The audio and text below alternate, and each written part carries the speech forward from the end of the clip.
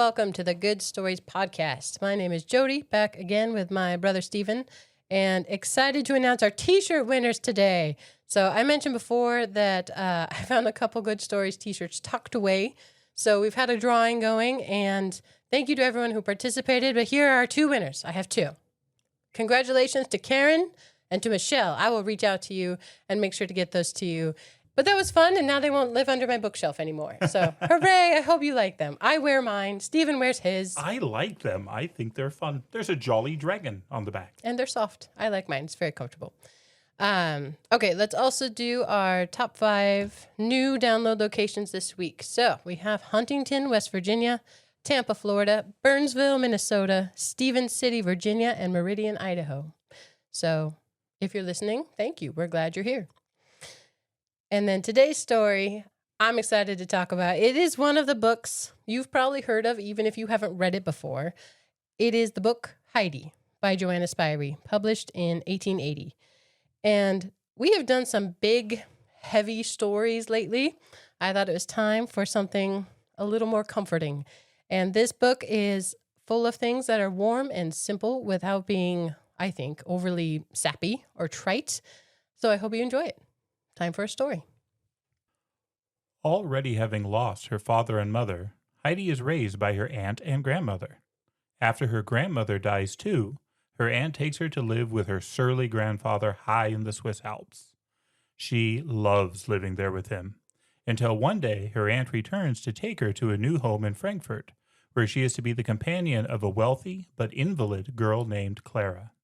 Heidi and Clara become fast friends, but Heidi struggles with the big city and longs for her home in the mountains. We follow Heidi as she tries to navigate the life of her new friend and her love for her mountain home and community. Very good. So an age recommendation on this one, everyone should read this book. I grew up with this book. I have loved it for decades now, and everyone should read it. Wonderful.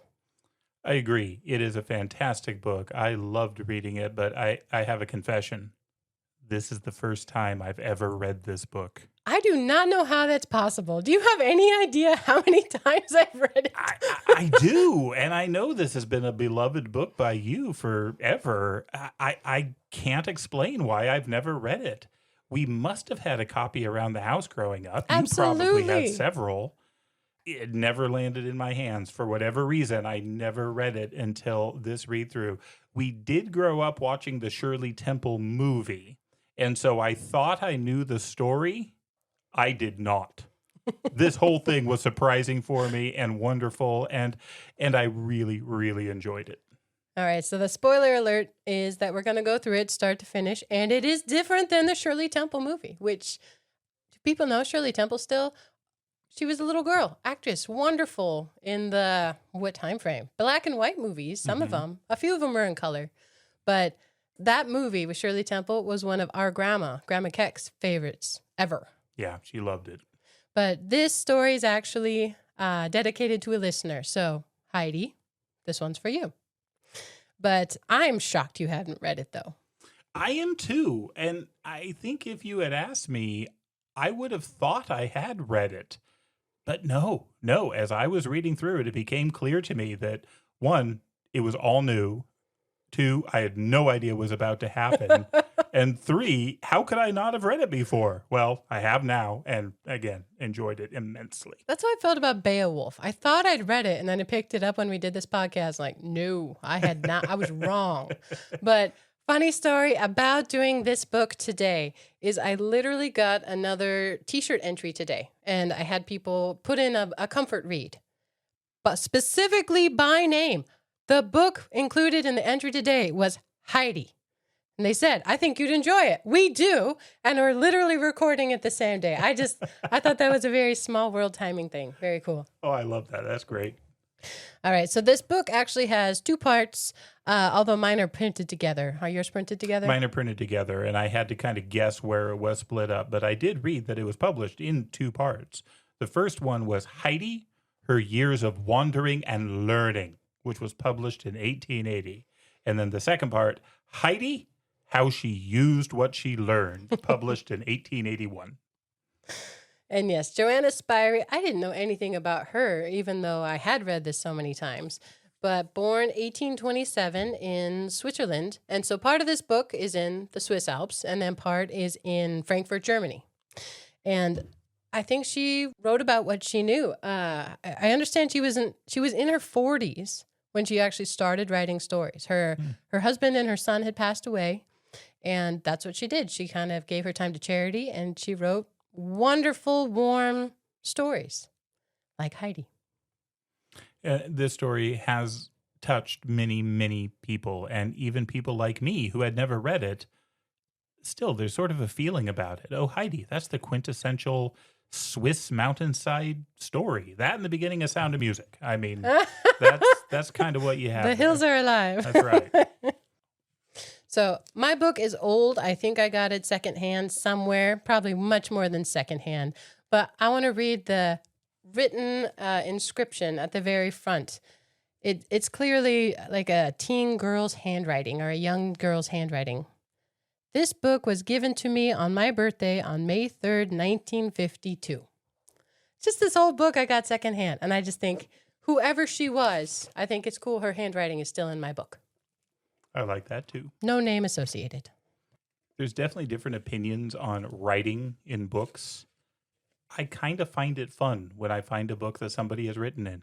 I enjoy it. It's a very medieval thing to do. Have we talked about this before? I can't remember. I can't remember if we have, because the ironic part about this is that I am physically incapable of writing in a book. I can't do it. I cannot put a pen to the paper, but I enjoy it when I get books that other people have written in. I do it constantly. It's why I have to buy books for this podcast, because I can't write in a library book. But to go through these stories, I've stopped taking notes, and this keeps me on track. But I got to say, with this older book, it's not in great condition or anything, but a pen just seemed wrong. So I did use a pencil. That is funny that you don't write in books. Lewis wrote in books all the time, constant. Yeah. I love the way he wrote in books. He would actually do like a summary line at the top of every page. Brilliant. So it was a way of just saying, oh, that's what's in this when you were flipping through it. He would write his own indexes in the back of books so he could refer to parts of it quickly that he needed. I mean, and again, this goes back to the medieval way of viewing the world. The old manuscripts had massive margins on the side that are full of doodles and people drawing and writing and underlying and making thoughts and amending. And so it's a very cool thing. I just can't do it. I'll do like a little bullet point or like a long line, but it has to be straight. If I underline something and it's crooked, I feel so guilty. Like it has to be neat. Sometimes I'll make little curlicues. Has to be pretty. But anyway, we digress. Indeed. One of the things I enjoy about this book is that in so many ways, the mountains themselves are a character. Mm-hmm. And we've seen that in a lot of the other stories, and it comes through strongly in this. The pretty little Swiss town of Mansfield lies at the foot of a mountain range whose grim, rugged peaks tower high above the valley below. Behind the town, a footpath winds gently up to the heights. The grass on the lower slopes is poor, but the air is fragrant with the scent of mountain flowers from the rich pasture land higher up. And those kinds of descriptions and that kind of immersion into the world around it is very characteristic of the way this is written. Interestingly enough, mine is translated differently. I actually didn't know this had different translations. Mine does not say exactly that. Same vibe, though. Don't worry. So, yeah, this book starts on a sunny June morning, and a lady is walking up a mountain. This always struck me, even when I was really little, how often they walk up and down mountains. Yes. Daily. I did get exhausted reading this. They would have been so fit. I think so.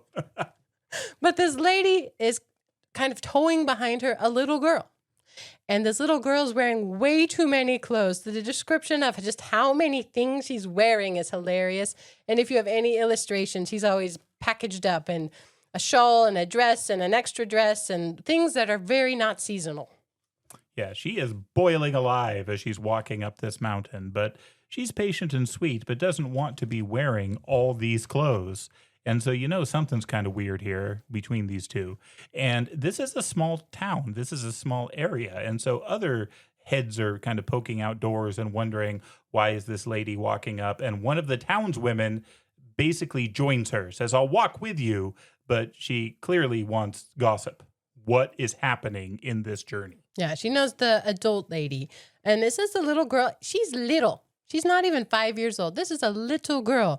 But these two ladies, one from this mountain town and the lady walking up with the little girl, they gab on their way up because there's news.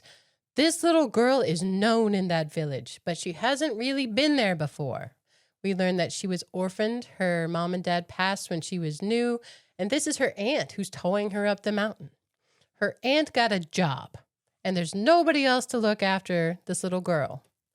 And so she's taking her up to her grandfather, who lives way up, hermit-like on the mountain.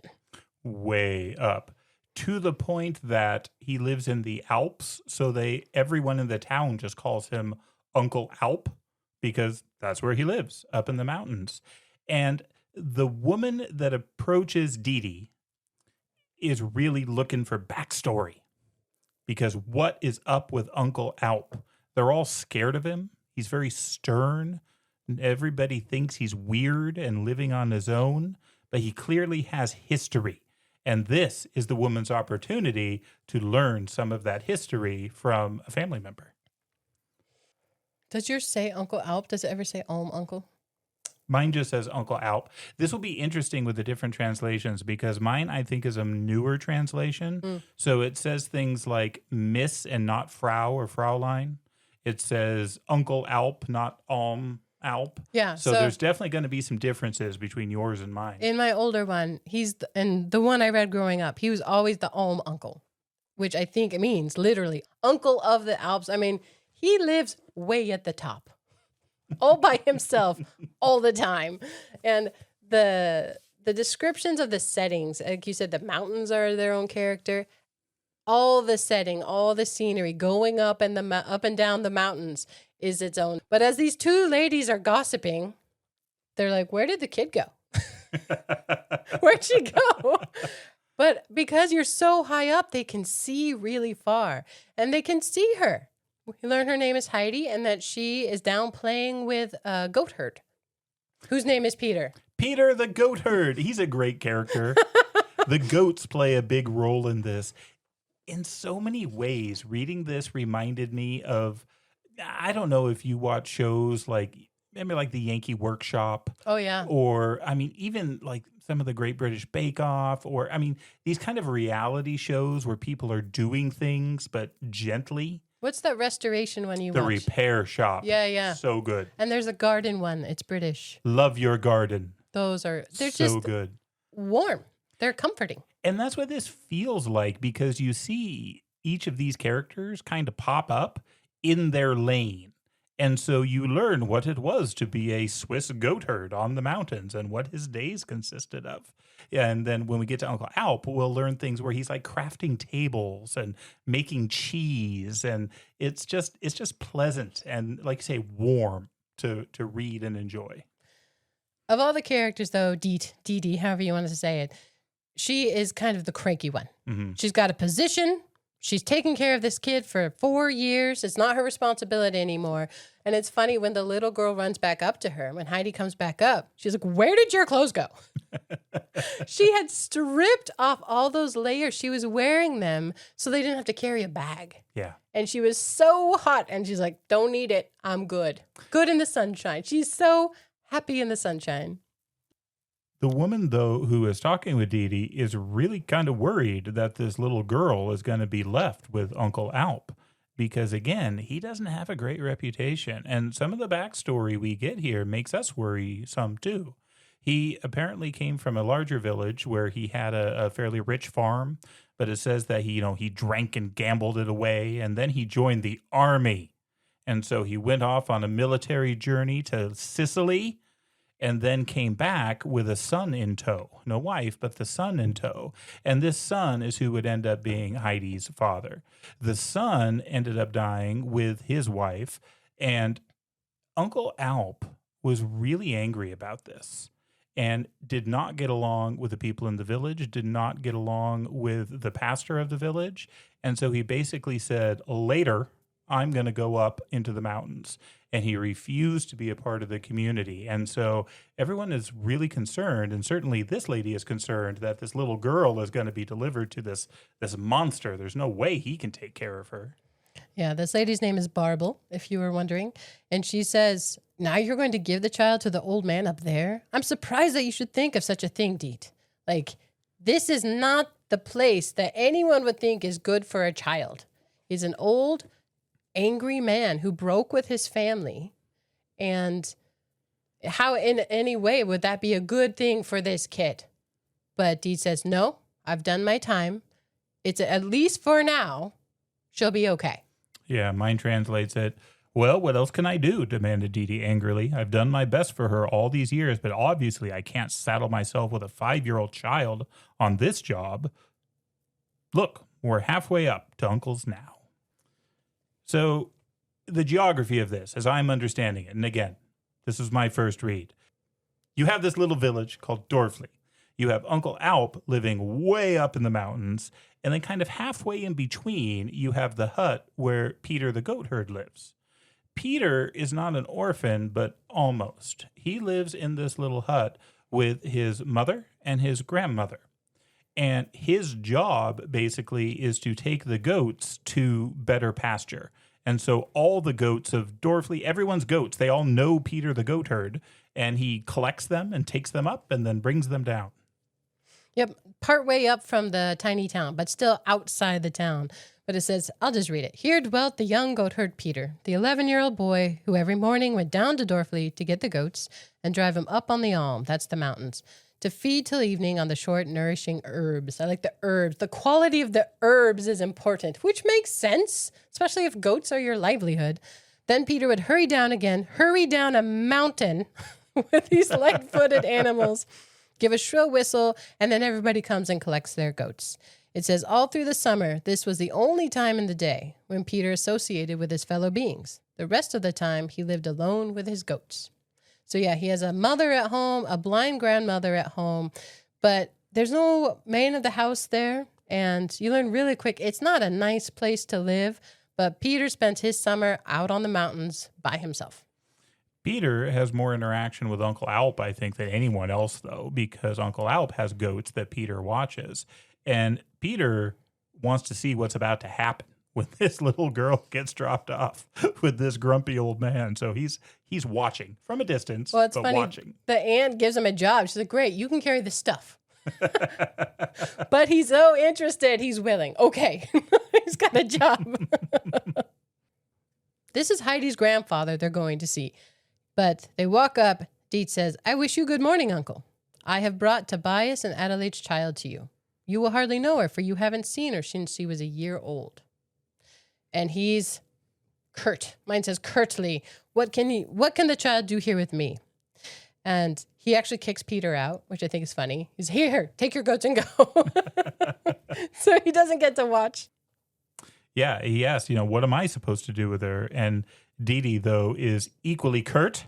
That's your affair, retorted Dee Dee. Nobody told me how to set about it when she was left on my hands, a baby barely a year old. Goodness knows I had enough to do already looking after mother and myself, but now I've got to go away to a job. You're the child's nearest relative. If you can't have her here, do what you like with her, but you'll have to answer for it if she comes to any harm. I shouldn't think you'd want anything more on your conscience. Who? Yeah, that hurt. It's strange they're not friends. Huh. Anyway, Deet says goodbye. Says goodbye to you too, Heidi. And she runs down the mountain.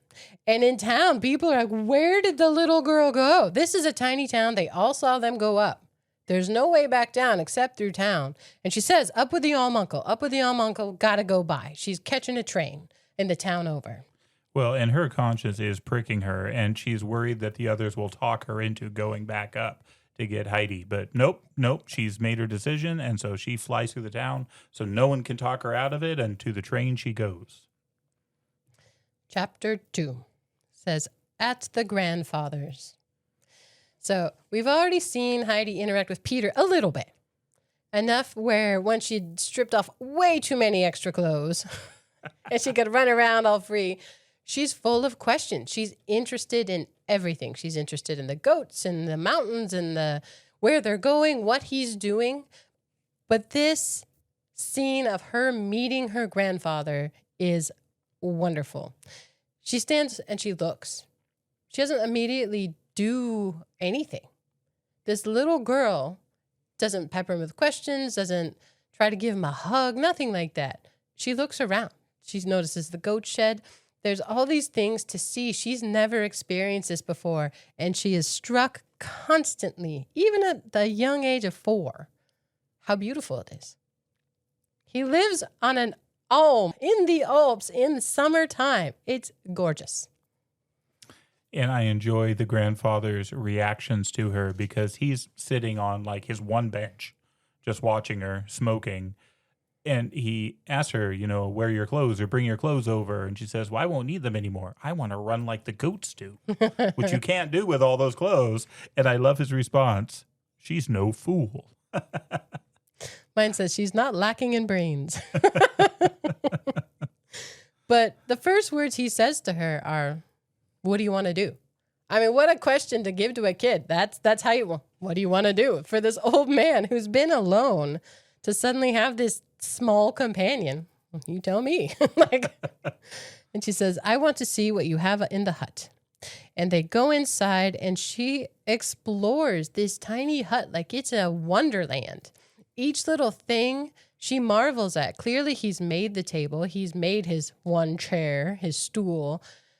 And she just loves every bit of it. And I've kind of from the beginning enjoys watching her enjoy it. And I love the building of her bed because she asks him, where shall I sleep, grandfather? And he says, where you like. I mean, and there's a loft. There's a ladder that she goes up into the loft. And there's all this hay they put out there. And this is going to be her bed. But the way she goes about it is, again, with a spirit of delight. She's so excited about sleeping in the straw. And there's a little window that she could see out. And she loves that, getting to see out on everything. And her grandfather kind of keeps sort of adding things where he actually puts sort of a sacking over it so that it's not as pokey as just the hay. She was good with just the hay. I mean, she is not hard to please, but she's also, though, resourceful and is willing to okay, this will be my bed, and makes it up. And I think that charms the grandfather. Yeah, he actually compliments her. That is made very nicely. Next comes the sheet, but wait a moment. And he actually fixes it. He makes it better for her because she's so delighted. It says, this was quite to Heidi's mind that she gets to pick where she gets to sleep. So she searches about, and this is the spot. I mean, it is gorgeous where you can look down across the valley from her hay bed. But he makes it comfortable for her from the beginning. It's charming. My copy of this book has a number of pictures, which are very fun. But this is one of the first things where I realized, I don't know this story. Because the pictures of Heidi, in my head, she was always kind of the classic Swiss girl with blonde hair. Like Swiss Miss is what I'm thinking on this. No, she's got curly black hair. Mm-hmm. So totally different from what I was thinking or what I thought I knew about this book.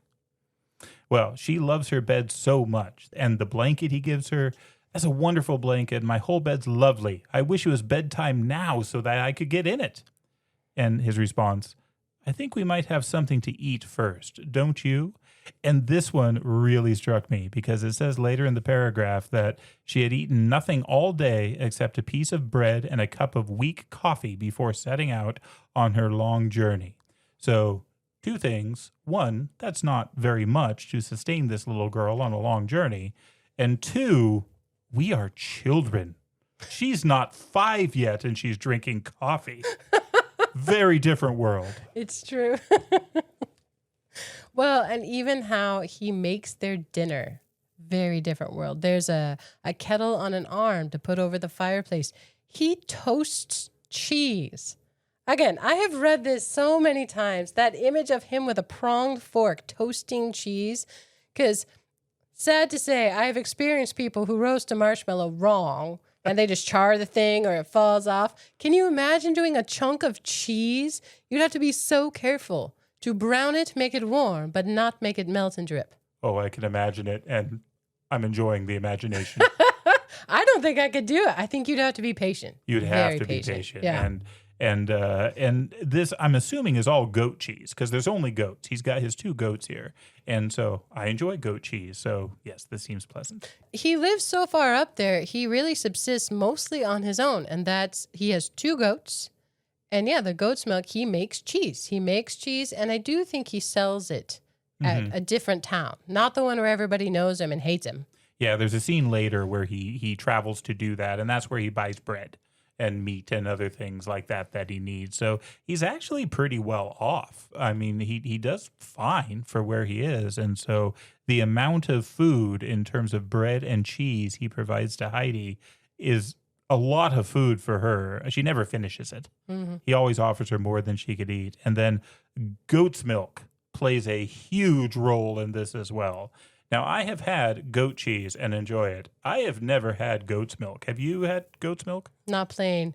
Heidi is a fan. It's like the best thing ever. I mean, compared to this weak, crappy coffee, it's probably good. It's funny. I worked with a lady years ago. Somehow goat's cheese came up, and I was saying that I liked it, and she's like, "Oh, I had goats. All I can taste is goat." But they do not struggle with this. And Heidi is a busy little bee because while he's patiently toasting their dinner, she busies herself. She sets the table. She doesn't wait for him to prompt. She just takes care of it. And he's pleased with this. He says, that is right, to think of doing something yourself as he lays the food down. But he says, there's something still lacking. But the question is, where are you going to sit? He only has 1 chair. But I find this very sweet. There's some discussion. He includes her in the planning. Yeah. But in the end, she sits on a stool and gives her his chair as a table. The stool's too low for her to reach the table. And he's like, don't worry. We're going to make one later. Yeah. He is such a handy man. He is good with wood and craftsmanship. And it doesn't take him long to start really making things around the hut to make Heidi happy and at home. Not that he needs to make anything to make her happy. She's happy from the moment she's there. She just warms his heart, and he goes out of himself to her and for her. She is heartwarming. Like everything about her is heartwarming. So the image of the fir trees, they're mentioned several times throughout this book. There's these, I think, 3 huge fir trees out behind his little hut. And she just loves the sound they make. They catch every breeze, and they have this kind of roar and sound to them that she marvels at. It is healthy to read books like this, I think, any time in your life, but particularly growing up. It helped me notice things that I would not have, because she certainly does. She definitely does. And that sound of the wind in the trees, we grew up in the middle of the woods. And so that sound to me has been a part of my life for as long as I can remember. And I remember going camping and lying there and thinking, is there a river nearby? Like literally wondering, or is it raining? No, it's just the wind in the trees. And it's beautiful. And it is her, I think it's safe to say it's her favorite thing. She loves everything. She loves the mountains. She loves the flowers. She loves the smell. But the sound of the winds in those fir trees, loves it more than anything else. Yeah, she's always coming back to it. She'll have a task and get distracted to go listen to the wind and the firs and be like, oh, I was doing something. But then there's a whistle. Happens 2 times a day, 1 in the morning, 1 in the evening. This is Peter bringing the goats back. So I mentioned, I think, that the grandfather, the uncle, same person, has 2 goats. What are yours? What does your book call them? Daisy and Dusky. Really? Mm-hmm. Okay. Mine are Schwanley and Barley, which mean little swan and little bear. There's a dark one and a light one. Oh, that's very different. Well, I guess mine does have the light and dark comparison, but I think I like yours better. Yeah. But this is Peter bringing the goats back, and I really enjoy that the grandfather, the uncle, calls Peter General. Yes. He's given him a title because he's a general of the troops. Yeah. The goats run everywhere. They're crazy. Well, and, Uncle Alp is a veteran, so a military persona makes sense. But I think Peter loves it because Peter doesn't get to interact with many people. And the uncle does treat him with a certain degree of respect. And he likes Peter, I think, in his gruff way. We also see here how much the grandfather loves the goats, because when the goats come up to him, he's holding salt in his hand that he's feeding to the goats. And so through some of the other chapters, Peter talks about how Uncle Alp clearly loves his goats and takes care of them well, better than many of the other goat owners do. All of them. Heidi notices they have the prettiest goats, but she loves them. She, like everything in this. And it's a little bit hard to explain this one in a way that doesn't make it sound repetitive. She's just positive. It's comforting as opposed to annoying. Yeah, it is definitely not saccharine. It's wondrous. It's seeing the wonder of this child as she's exposed to things that are legitimately wonderful. But one of the problems with humans is we tend to forget that. How glorious things like green grass and fragrant flowers and goats, how wonderful these things are. But Heidi has not yet been embittered. She hasn't reached any sort of cynicism. She just finds them all wonderful. Do you remember having goats? Yes. Well, we had one. Did we have more than one? I only remember one. I don't actually remember the goat alive. One of my earliest memories is me helping bury a goat with like a kid's plastic shovel. I'm sure I wasn't helping at all. I was in the way. That was Jenny, was our goat, Jenny. And we got her because where we lived, blackberries are a weed. Everywhere. Acres. They would take over everything. And we spent a lot of time with machetes hacking at them and trying to clear them away.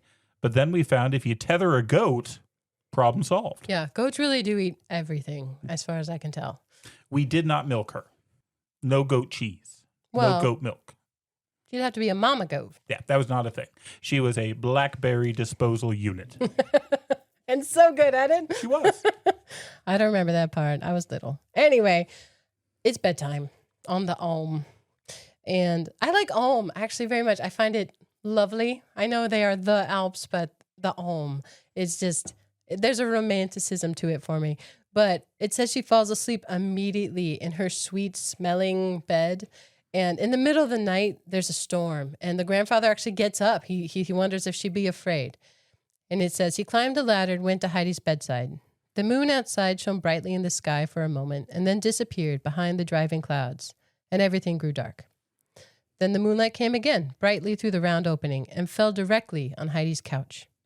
Her cheeks were fiery red as she slept under the heavy coverlet, and she lay perfectly calm and peaceful on her little round arm. She must have been dreaming happy dreams, for a look of happiness was on her face. The grandfather gazed long at the sweetly sleeping child until the moon went behind a cloud again and it was dark. Then he went back to his own bed. I don't know if you've ever just gazed at a child sleeping. There is something wonderful and peaceful about it. And the description of her little arm on the pillow, and I love everything about it. Yeah, it's hard to beat that.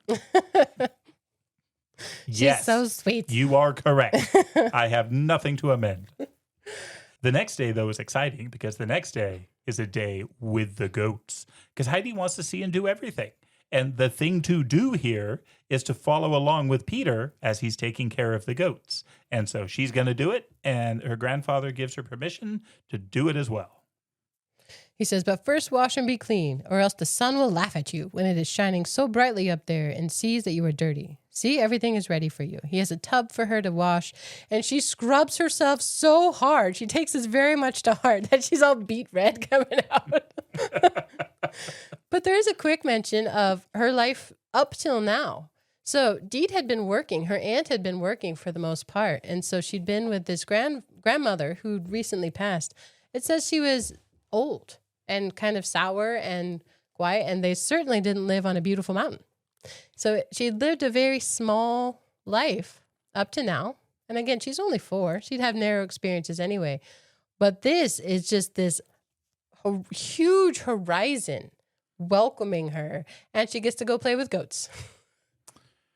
Her grandfather, though, has some words for Peter before she goes with him. Come here, General of the Goats, and bring your knapsack with you. Peter held out the little bag which contained his meager lunch and watched with big eyes as the old man put in a piece of bread and a piece of cheese, both twice as big as his own. Take this mug too and fill it for her twice at dinner time. She doesn't know how to drink straight from the goat as you do. She'll stay with you all day, and mind you look after her and see she doesn't fall down the ravine. So he's taken steps to take care of her. Well, and the wind is a serious thing up there on the mountain. She's so tiny, it says that it actually pushes her around at times. So yes, he is prompted to actually take care of her. But they go up this beautiful mountain, and the descriptions of the flowers and the hills and everything she sees are just wonderful. And she loves the names. She wants to know the names of the goats. And there's a little sad one. Again, I don't know what yours calls it. What's the little sad one called in yours? Snowflake, I think, is the little sad one on mine. Mine Schneehoppli, which means little snowhopper. Okay. The names of the goats are great. There's Snail and Goldfinch. That's the distal fink is Goldfinch. And there's like a big Turk one. Like she learns the kind of the hierarchy with these animals. If you've ever looked at animals or watched them, they totally establish these relationships and they have personality. Think of your dogs or dogs together, cats together. Here there's goat personality. But the flowers in this just enchant Heidi, and she wants to take them home with her. She's going to fill her bed with these flowers. So this is a day of aprons. You can tuck them in your dress. And I've always loved the idea of like pinafores and the big pockets on them. She fills her pockets with these flowers to take home for later. And her bed will be as sweet smelling and beautiful as the mountain. Peter advises her that she shouldn't pick all the flowers on the mountain or there won't be any the next day. I don't think she could really pick all of them, but she tried there for a little while. Yeah, she loves that. She loves the hawks that's flying up above. She's asking Peter all these questions, and Peter's not used to talking to people, but I think he likes having somebody to talk to, although his responses are often a little abrupt and frequently he just doesn't know, or he makes up an answer. So she asks about the names of the mountain. It's like, oh, they don't have names. Yeah. Well, they do. They have names, but he either doesn't know them or doesn't want to speak about them. He doesn't know them. It says frequently in this that there's not a lot in Peter's head. He doesn't try to learn, and he doesn't have the interest. He likes to take a nap while the goats roam around, and he likes to eat lunch. Because there is also not a lot in Peter's belly. True. This is a poor little boy. And yes, he can drink all the goat milk he wants directly from the goat, which it makes sense when you think about it. But I don't want to do it. No. He's also got very little food. And so when they break for lunch and he hands this massive chunk of cheese and bread to Heidi, she eats a little of it and then gives him the rest. He loves it. Best day ever. He never gets to eat this much. And so having Heidi with him is great. Although Heidi does have some thoughts about the way he handles the goats. Mm-hmm. She wants him to be gentler. She doesn't like how when he bullies them around. And she actually bribes him with future food. She nails exactly how to get to him. But man, I do think we've talked about that before, how at least where we live now and the time we live, hunger for a lot of us isn't a real thing. I've actually tried to explain the concept of being truly hungry. There have been times when I have been hungry. And that's really, can you imagine if that was every day? That's Peter's life.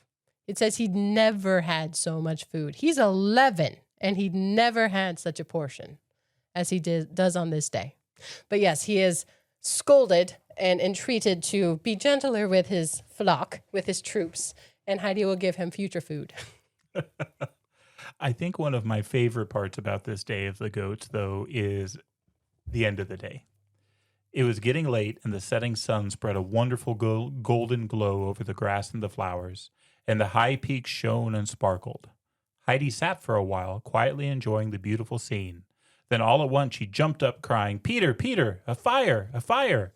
The mountains are on fire, and the snow and the sky, too. Look, the trees and the rocks are all burning up, even up there by the hawk's nest. Everything is on fire." "It's always like this in the evening," Peter said calmly, whittling away at his stick. "It's not a fire." "What is it then?" she cried, rushing about to look at the wonderful sight from all sides. "What is it, Peter?" "It just happens," he said. That's Peter's response to this. It just happens. Well, when she gets back home, she asks her grandfather about it. And her grandfather has quite a bit more going on in his head than Peter does. One, he knows the names of all the mountains, and as she describes them, he can give the names of the different peaks. But then he talks about the sunset. She describes it to him. "The fire in the evening was the best of all. Peter said it wasn't a fire, but he couldn't tell me what it really was. You can, though, grandfather, can't you?" "It's the sun's way of saying good night to the mountains," he explains. "He spreads that beautiful light over them so that they won't forget him till he comes back in the morning." Heidi liked this explanation very much. And she is thrilled that it happens every day. Every day! And because that's news to her. Didn't know it's that thing. Have you experienced alpenglow? That's what I would call it, alpenglow. I don't know that I have. Now, you've actually been to the Swiss Alps, haven't you? Yes, long ago. I did not experience alpenglow there, but where we were, it was so green. I was shocked how green they are. In my mind's eye, reading Heidi, there's a lot of rocks and then these swallows of flowers there when it rained in June, which was awesome because it was so hot everywhere else, but it rained there and it was green. Very pretty. But alpenglow is a different kind of light. I mean, even evening sun, not on a mountain, is a different kind of light. But yeah, it's a special thing if you're up high. And I don't even do high ascension things, but it is special if you see it. This passage reminds me very much of a Chesterton passage, and I can't remember which one of his works it's in, but he describes how this glorious thing of things like sunsets and sunrises. And he talks about how children have this kind of unending delight in things that are fun. I mean, you toss a ball to a kid, and what do they say? Again, again, again. You throw them up in the air. Again, again, again. You will get tired of it far before the child will. And Chesterton's whole point is maybe this is what God does. Because he says that, he is younger than we. That maybe he just doesn't lose patience with it. That it's not necessarily that it's this law that the sun always has to rise, but that he's just delighted with it. And every morning shouts, again, again, again. And this reminded me very much of that. Well, even where we live, we have some big sky, not the horizon, but a lot of sky. And I love how different the clouds are every single day. Every single day. They're different. And I've thought of that. Do it again. What's it going to be tomorrow? The other day we had great ones. Maybe I'll use it as a picture. There was great sunbeams vertical in the sky. They were awesome.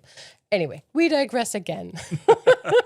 Not for the last time. It's funny. We're going to spend a lot longer on the first half of this book than the second half. Yes. But the next chapter is at the grandmother's. And so the old uncle is her grandfather, lives alone. The grandmother is actually Peter's.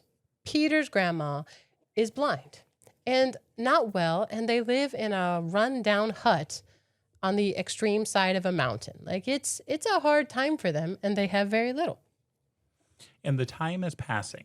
She shows up on the mountain in June, but June doesn't last. The summer doesn't last.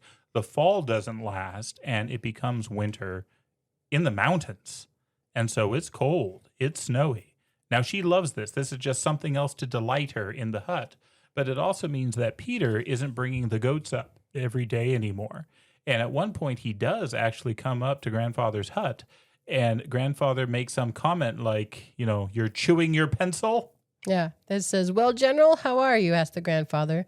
"Now you are without an army and must bite your slate pencil." This is the time when he's supposed to go to school. Goes to school in the wintertime. He doesn't like going to school. He doesn't believe he can learn to read. School is not his thing. But he does tell them and tells Heidi that his granny would love to see her. And Heidi immediately latches onto this to the point where she says to her grandfather that she needs to go because Peter's granny is expecting me. every day. She's like, now I really have to go. Like, this is a constant thing. But there's a lot of snow on this mountain. And so they have to wait till the snow is right, where it's not too deep, where it's hard enough. And eventually the grandfather gives her permission. But the way she gets to this hut down the mountain, boy, wouldn't this be great? Mm-hmm. They were waiting for it to freeze. They needed a hard covering. They take a sled. So cool. It's just a straight hill. And so the grandfather bundles her up and holds her in front of him on the sled and away. And it's great. How could that not be great? Down to the hut. But the grandfather doesn't want to go in, doesn't want to see them, doesn't want to talk with anyone. And so he tells Heidi to start coming back up the mountain when it starts to get dark, and he leaves. He walks back up the mountain. That he just sled down. That's frozen. How did they do it? It's amazing. When Heidi stepped into the little sitting room, she stood right in front of a table by which sat a woman mending Peter's jacket. Heidi immediately recognized it. In the corner, an old bent grandmother sat spinning. Heidi knew at once who she was. She went straight to the spinning wheel and said, "How do you do, grandmother? I have come to see you. Did you think it was a long time before I came?" She's so sweet. But the grandmother asked her questions about living with the uncle, and she remembers him fondly. She hasn't always been blind. She hasn't always been stuck at home. And she, just in this one time with Heidi, realizes what a gift he's giving to this little girl, taking care of her. And Heidi is a ray of sunshine in this woman's life. In this woman who cannot actually see. She is blind. And this confuses Heidi because Heidi is trying to explain the things around her. And she hears things like the banging of a shutter. This hut is falling apart. And the wind blows on it. And so the boards are creaking and there's things slamming around. And she points to them and Heidi describes these. But Granny has to explain to her that I don't see. I can't see what you're telling me about. Heidi is crushed by this news that it's always dark for her. She's sure there must be a solution. Grandfather can fix it. Or when the summer, when the sun comes out all the time, and she's like, no, it's always dark for me. This actually makes Heidi cry. It says that Heidi doesn't cry very often, but she does out of love for this. Can't anyone make you see, she sobbed. Isn't there anyone who can? But again, she has tremendous faith in her grandfather, and even if he can't make her see, he can certainly fix that slamming shutter. And she's certain he will do it because he's so good and kind. And no one in the village thinks he's good and kind. And I don't think the grandfather thinks he's good and kind at this point. He doesn't want to do any of this. But Heidi never loses faith in him that he's going to do the right thing. Yeah. And they're worried about sending her out in the dark. She's like, no, I got to go. He told me to leave when it was dark. And so the grandmother sends her daughter, Peter's mom, out to walk with her. Says, run after her, Bridget, run. The child will be frozen. But then she sees the grandfather, the uncle, coming down to take care of Heidi. He shows up right then. He wraps her up. He takes her back up the mountain. And this family is amazed at the change in him. That this man who everyone just thought was hateful and bitter could be such a thoughtful caregiver to this little girl who is a ray of sunshine and has unfailing belief in him. It's great. It is. She promises that she'll see them again before leaving, and she does. And so she comes back down, and as Heidi is in there, again, a ray of sunshine for them, they hear this banging on the outside of the hut. It's the grandfather there with his hammer. He's not going to come inside. He doesn't want to talk to them. He can fix this up. And he does, because Heidi knew he would.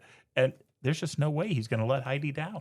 Yeah, he says, yes, Heidi, we will make everything fast at the grandmother's hut so that there will be no more rattling. Tomorrow we will do so. And she jumps around dancing, tomorrow we will do it. She's such a little girl, and how it's conveyed is perfect. It's such a little, just an earnest little girl making life better around her with her goodness. I mean, it is, I just love her. Yeah. I love the last paragraph of this chapter. Heidi grew very fond of Peter's granny, and when she understood that no one could make her see again, she was very sad. But as Granny told her over and over again that she didn't mind being blind nearly so much when Heidi was with her, she came down on the sledge with her grandfather every fine day. He always brought his hammer and nails and any other materials needed, and gradually he repaired the whole cottage so that Granny was no longer frightened by noises at night. I always thought it was funny, though, because Peter's there, too. He isn't nearly as outgoing and charming as Heidi is. Not the same person. Not the same. And I think it was in this chapter we learned that he does not do well at school. He is convinced he cannot learn to read. Impossible. Nobody can learn to read. It's too hard. Yeah, and in fact, I think he skips school more often than not, given the chance. Mm-hmm. No interest in the book learning. Just not going to do it. The next chapter is called Two Visits and Their Results. And I believe it's springtime now. And what is she? Heidi was now in her 8th year. Time has passed. Seasons have come and gone. She has spent time up on the pastures in the summer and time with her grandfather and with the grandmother in winters. Mm-hmm. This is her life. She doesn't go to school. She knows about it because Peter's supposed to go. But it's a very isolated life, but she is so happy. Now, one thing I didn't notice in this last chapter is Granny is kind of disappointed that Peter won't learn to read or can't learn to read because she has a prayer book. And her deep wish, her desire, is that Peter can learn to read so that he can read her the prayers out of the prayer book to give her comfort.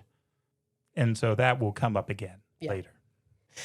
But in this, I think it's March now, so spring on the mountain, a man walks up the hill. You can't sneak up on this place. There's a long view that they have to walk up this mountain.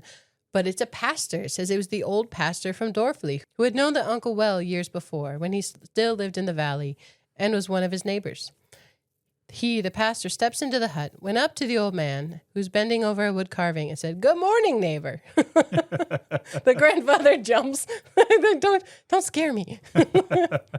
He does invite him to sit down, and then he sends Heidi away to run with the goats. He doesn't want Heidi to hear this conversation. And the conversation is pretty straightforward. The pastor has been sent to remind the grandfather that she needs to be in school. She should be in school. And he's there to basically chastise the grandfather for keeping her out of it. He also invites him back into community. And it really is a warm outreach. They had been friends long ago. And he encourages the grandfather to reclaim his place in the community. It might go better than you think. The grandfather says no. They don't want me. I don't want them. No, Heidi doesn't need school. She stays here. And grandfather does point out that there's no way she could go down that hill to school in the winter. And the pastor says, yeah, that's why you should move into the village over the winter so she can go to school. And also it'd be better for you to be part of the community. But again, the grandfather's adamant, just not going to happen. The pastor says, I know what the trouble is. As to the people despising you down in the valley, it is not so bad. Believe me, neighbor, seek to make peace with your God. Ask for his pardon if you have done any wrong, and then come and see how differently the people regard you and how well it can still be with you. And he says, I count on it. Next winter, Heidi will be in school and we'll see more of you. No. The pastor means well toward me, but I cannot do what he expects. That I tell him surely and finally. I shall not send the child, neither shall I come down myself. May God help you then, said the pastor, and he went sadly out of the hut and down the mountains. And this clearly gets to Uncle Alp because they don't go to Granny's that night. Heidi asks to go down, and he says, not tonight. And he kind of sits in silence. But then oddly, they have a second visit. It was in the chapter title. It was Aunt Deet. She shows up with this hat with a feather in it. She's looking dressed up to the nines, and the uncle looks at her from top to toe and said not a word. But then she approaches him very friendly and says, I found a place for Heidi. There is a family in Frankfurt, the big city, where there's a very wealthy man, and he has an invalid daughter who's 12 years old. And she's sickly, and he wants a playmate. He wants a friend for her. And there is this thought that, well, a good, healthy young country girl will be just the thing. That will help her. And so Dee Dee has an eye on Heidi for this position and has come to take her away. I like it. The uncle actually interrupts her and says, "Will you ever finish?" And Dee Dee is upset. Like, don't you hear what I'm telling? This is a wonderful opportunity. A wealthy family is going to pay for Heidi to come be a companion and to live there and have nice things. This is a choice opportunity for someone who's interested in worldly goods, which Dee Dee is. Yeah, she talks about how she could get whole new clothes and a hat with a feather in it. And Uncle Alp wants nothing about that. That's enough, thundered the old man with his eyes ablaze. Take her then and spoil her, but don't ever bring her back to me. I don't want to see her with a feather in her hat or hear her talk as you have done today. And he strode out of the hut. This made me very, very sad. She references the people in the town, that she'll get them involved. And there's nobody down there who's going to pick the uncle over Dee Dee, who they know and has taken care of her. And they haven't seen Heidi since she went up the mountain years before. So he knows he'll lose. And he says, take her. It's heartbreaking. But Heidi talks to her aunt. And she says, you have made my grandfather angry. And her black eye snapped at her aunt in no friendly way. Mine has it worded in a far from friendly look. Heidi says, I will not come. This girl has a brain, as grandfather identified from the beginning. She's smart, but Dee Dee's she's manipulative. Yes, manipulative is absolutely the word, because she tries to bully her into going, but eventually what convinces her is that Heidi is led to understand that she can go back home if she wants to. So she says, well, okay, I can try it if I can come back home. And the other thing is her love for Granny, because Granny has been eating this black bread and not much of it. But what Dee Dee says is that you'll be able to get these, lovely white rolls in the city, and then Granny will love those.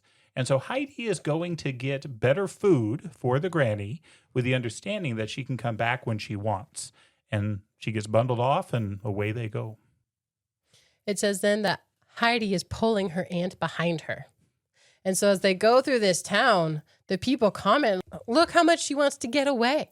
Because this little girl is hauling away from there. It's not like that, though. It's such a mixed message. She's going to get something so she can bring it back home. This is her home. And she has loved it there. And now she's off to Frankfurt. The chapter title on mine for the next one is A New Life Begins. And this is very much a new life, because she walks into this home. Dee Dee takes her into this house. And this is a house. This is like a 19th century wealthy home in Germany with a man who is obviously wealthy, but who isn't there because he's off on business. And so the house is run by some servants. And then there is his daughter who is there the whole time. And we're going to get to know the servants. We're going to get to know the daughter. And some of them we're really going to like, and some of them we are really not going to like. Mine is Fraulein Rottenmeier. What is yours named? Miss Rottenmeier. Miss. Fraulein. That works. We really don't like her. Well. I don't anyway. So Claire is the girl. She's older than Heidi. She's 12. And she's sickly. She can't walk. She has a wheelchair in a time when I don't even know how you would have made one. They must have been very wealthy. And the rules, while the man... Mr. Sesamin. It's throwing me off because he's Herr Sesamin in mine. I'll try and switch to Herr Sesamin. It's all good. He must be super wealthy, fantastically wealthy to provide for this little girl. But she can't walk. And she's really thin. She doesn't like to eat. She's lonely all the time because she's very isolated through this. But Fraulein Rottenmeier is the housekeeper, kind of everything. She runs the home while he's away. And this is a wealthy place to be. There's things to do. They have a housekeeper who's cranky. Tinette is the way it's spelled in mine. Tinette, yes. But when Heidi walks in with her aunt, she's like, she's too young. And she's wrong. She's all wrong. She's all wrong for being here. And Aunt Dee Dee's like, no, you said you wanted a girl from the mountains. Here she is. Bye. Yeah, she just walks out. She just leaves her behind. It is brutal. And Fraulein Rottenmeier is not nice. Not nice to Heidi. But, well, she's there now. Yeah. So I guess we'll have to make the best of this. She asks her name. Rottenmeier asks her name, this little girl her name, and she says, Heidi. She's like, no, that's not a name. She says, that can surely be no Christian name. Then you can't have been baptized. What name was given you in baptism? Heidi says, I don't know. What an answer. She's not making friends with Rottenmeier. Really never does. They requested a girl exactly like her. Unspoiled, from the mountain air, innocent, pure, warm. That's exactly what Heidi is. And Rottenmeier, she doesn't jive with what's going on in this house. But Clara meets Heidi and loves her. Almost instantaneous. Things happen around her. She's exciting and she's interested and interesting. Yeah. I did learn something new. I did not know that Heidi is actually short for Adelheid, which was her mother's name. So that makes sense. So Heidi is a diminutive. It's a pet name. It's a shorten. It's a nickname, which I had no idea till I read this. I like to say Adelheid. I'm sure that's wrong, but it's fun to say. And Clara asked her, would you rather be called Heidi or Adelaide? My name is Heidi and nothing else, was her reply. Then I will always call you so. The housekeeper insists on calling her the formal version. That's a real name. Clara's sweet. She says, no, I will call you by the name you want to be called. And there is one rule in this house above all others. Clara is not to be crossed. The father, who's not here yet, we haven't met him yet, but this is the standing rule. Clara is sick, she gets her way. And that includes from the servants, and that includes from Fraulein Rottenmeier. And so this is good for Heidi, because Clara loves Heidi, and Clara really is the boss here, even though she's a child. There's one other servant that's going to show up, Sebastian. We like Sebastian. He's definitely a servant footman kind of guy, but he's friendly, and he's friendly towards Heidi, so we like him. He likes the things that go on too. Yeah. But Clara tells Heidi, like, you can't just go home. No, you're supposed to stay here. That's the whole point. You're going to stay here and you're going to have lessons with me. And she talks about her teacher and it's so boring. And Heidi says that she can't learn to read. Nope, no one can. And she said, but you must learn to read. Of course, everyone has to. And their teacher's very good, just so boring. On the first day, they have dinner. Heidi doesn't do very well with the social niceties of dinner. She actually falls asleep at dinner, but she's able to hide one of the white rolls, and she starts stockpiling them to take them back to Granny. That's why she's there. She starts a collection of rolls with her dinner. It's funny she falls asleep because she's getting lectured on proper etiquette, how you sit, what you say, what you do. But this little girl ran down a mountain, had been up with the sun in the morning, a super long day, and totally falls asleep. Well, the next chapter is a bad day for Rottenmeier. That's what it says in mine. Fraulein Rottenmeier has an uncomfortable day, to say the least. Things happen around Heidi. She wakes up and wonders where she is because she can't see out into the valley. All that she sees is building. She can't even open the windows. She can't remove the drapes from the windows. She asks Clara, can you see outside ever? And Clara's like, oh yeah, the servants can open the windows, but we can't. I mean, Heidi is feeling trapped and stifled in here.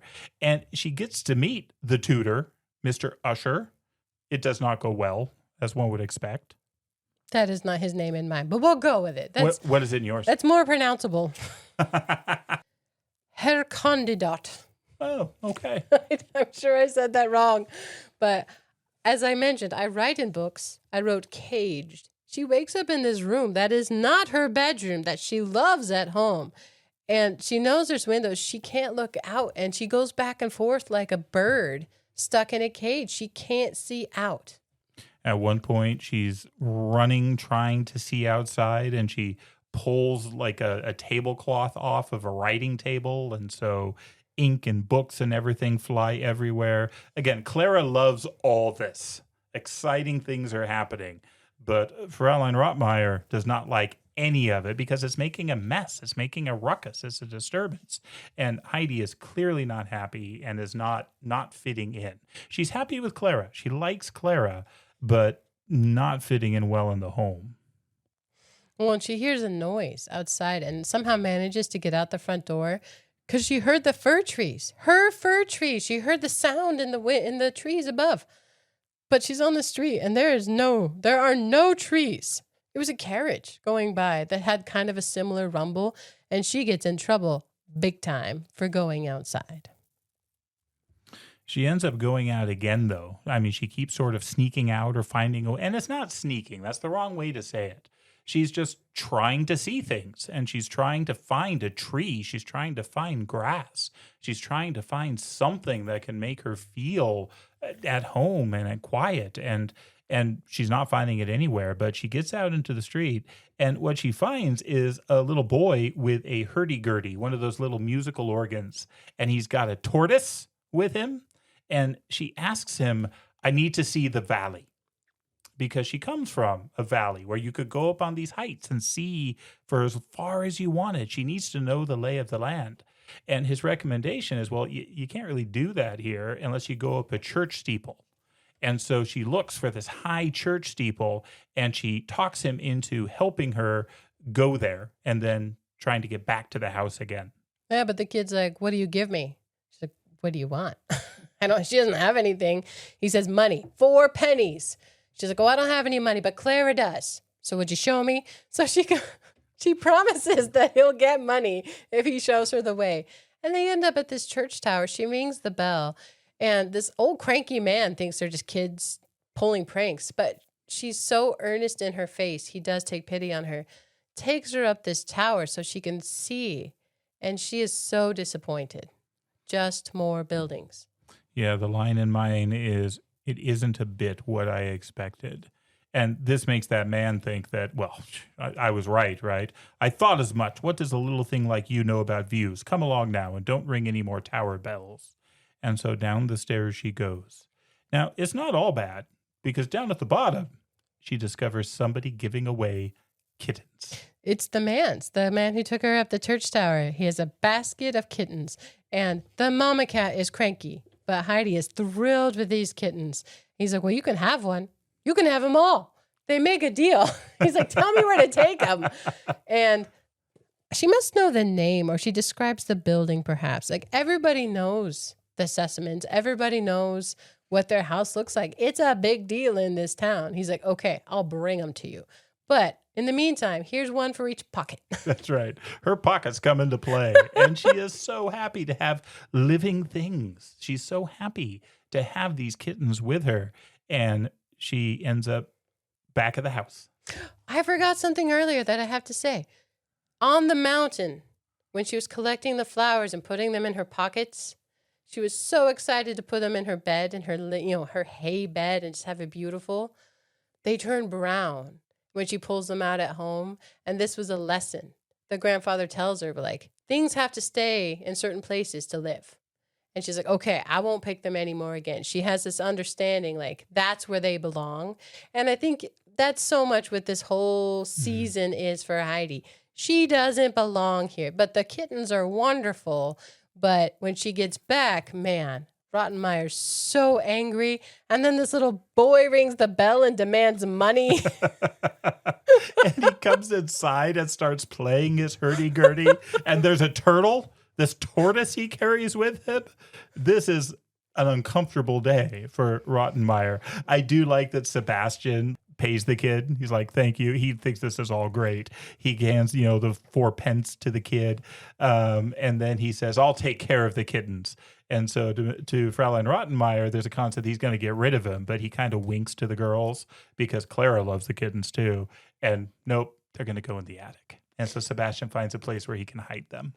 It's pretty hilarious, though, because Rottenmeier's yelling at Heidi, and she keeps meowing, and she thinks it's the little girl. She's like, no, I have cats.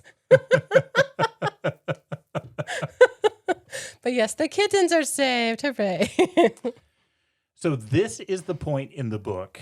Again, this was my first read through. And right here, I started to get really, really nervous.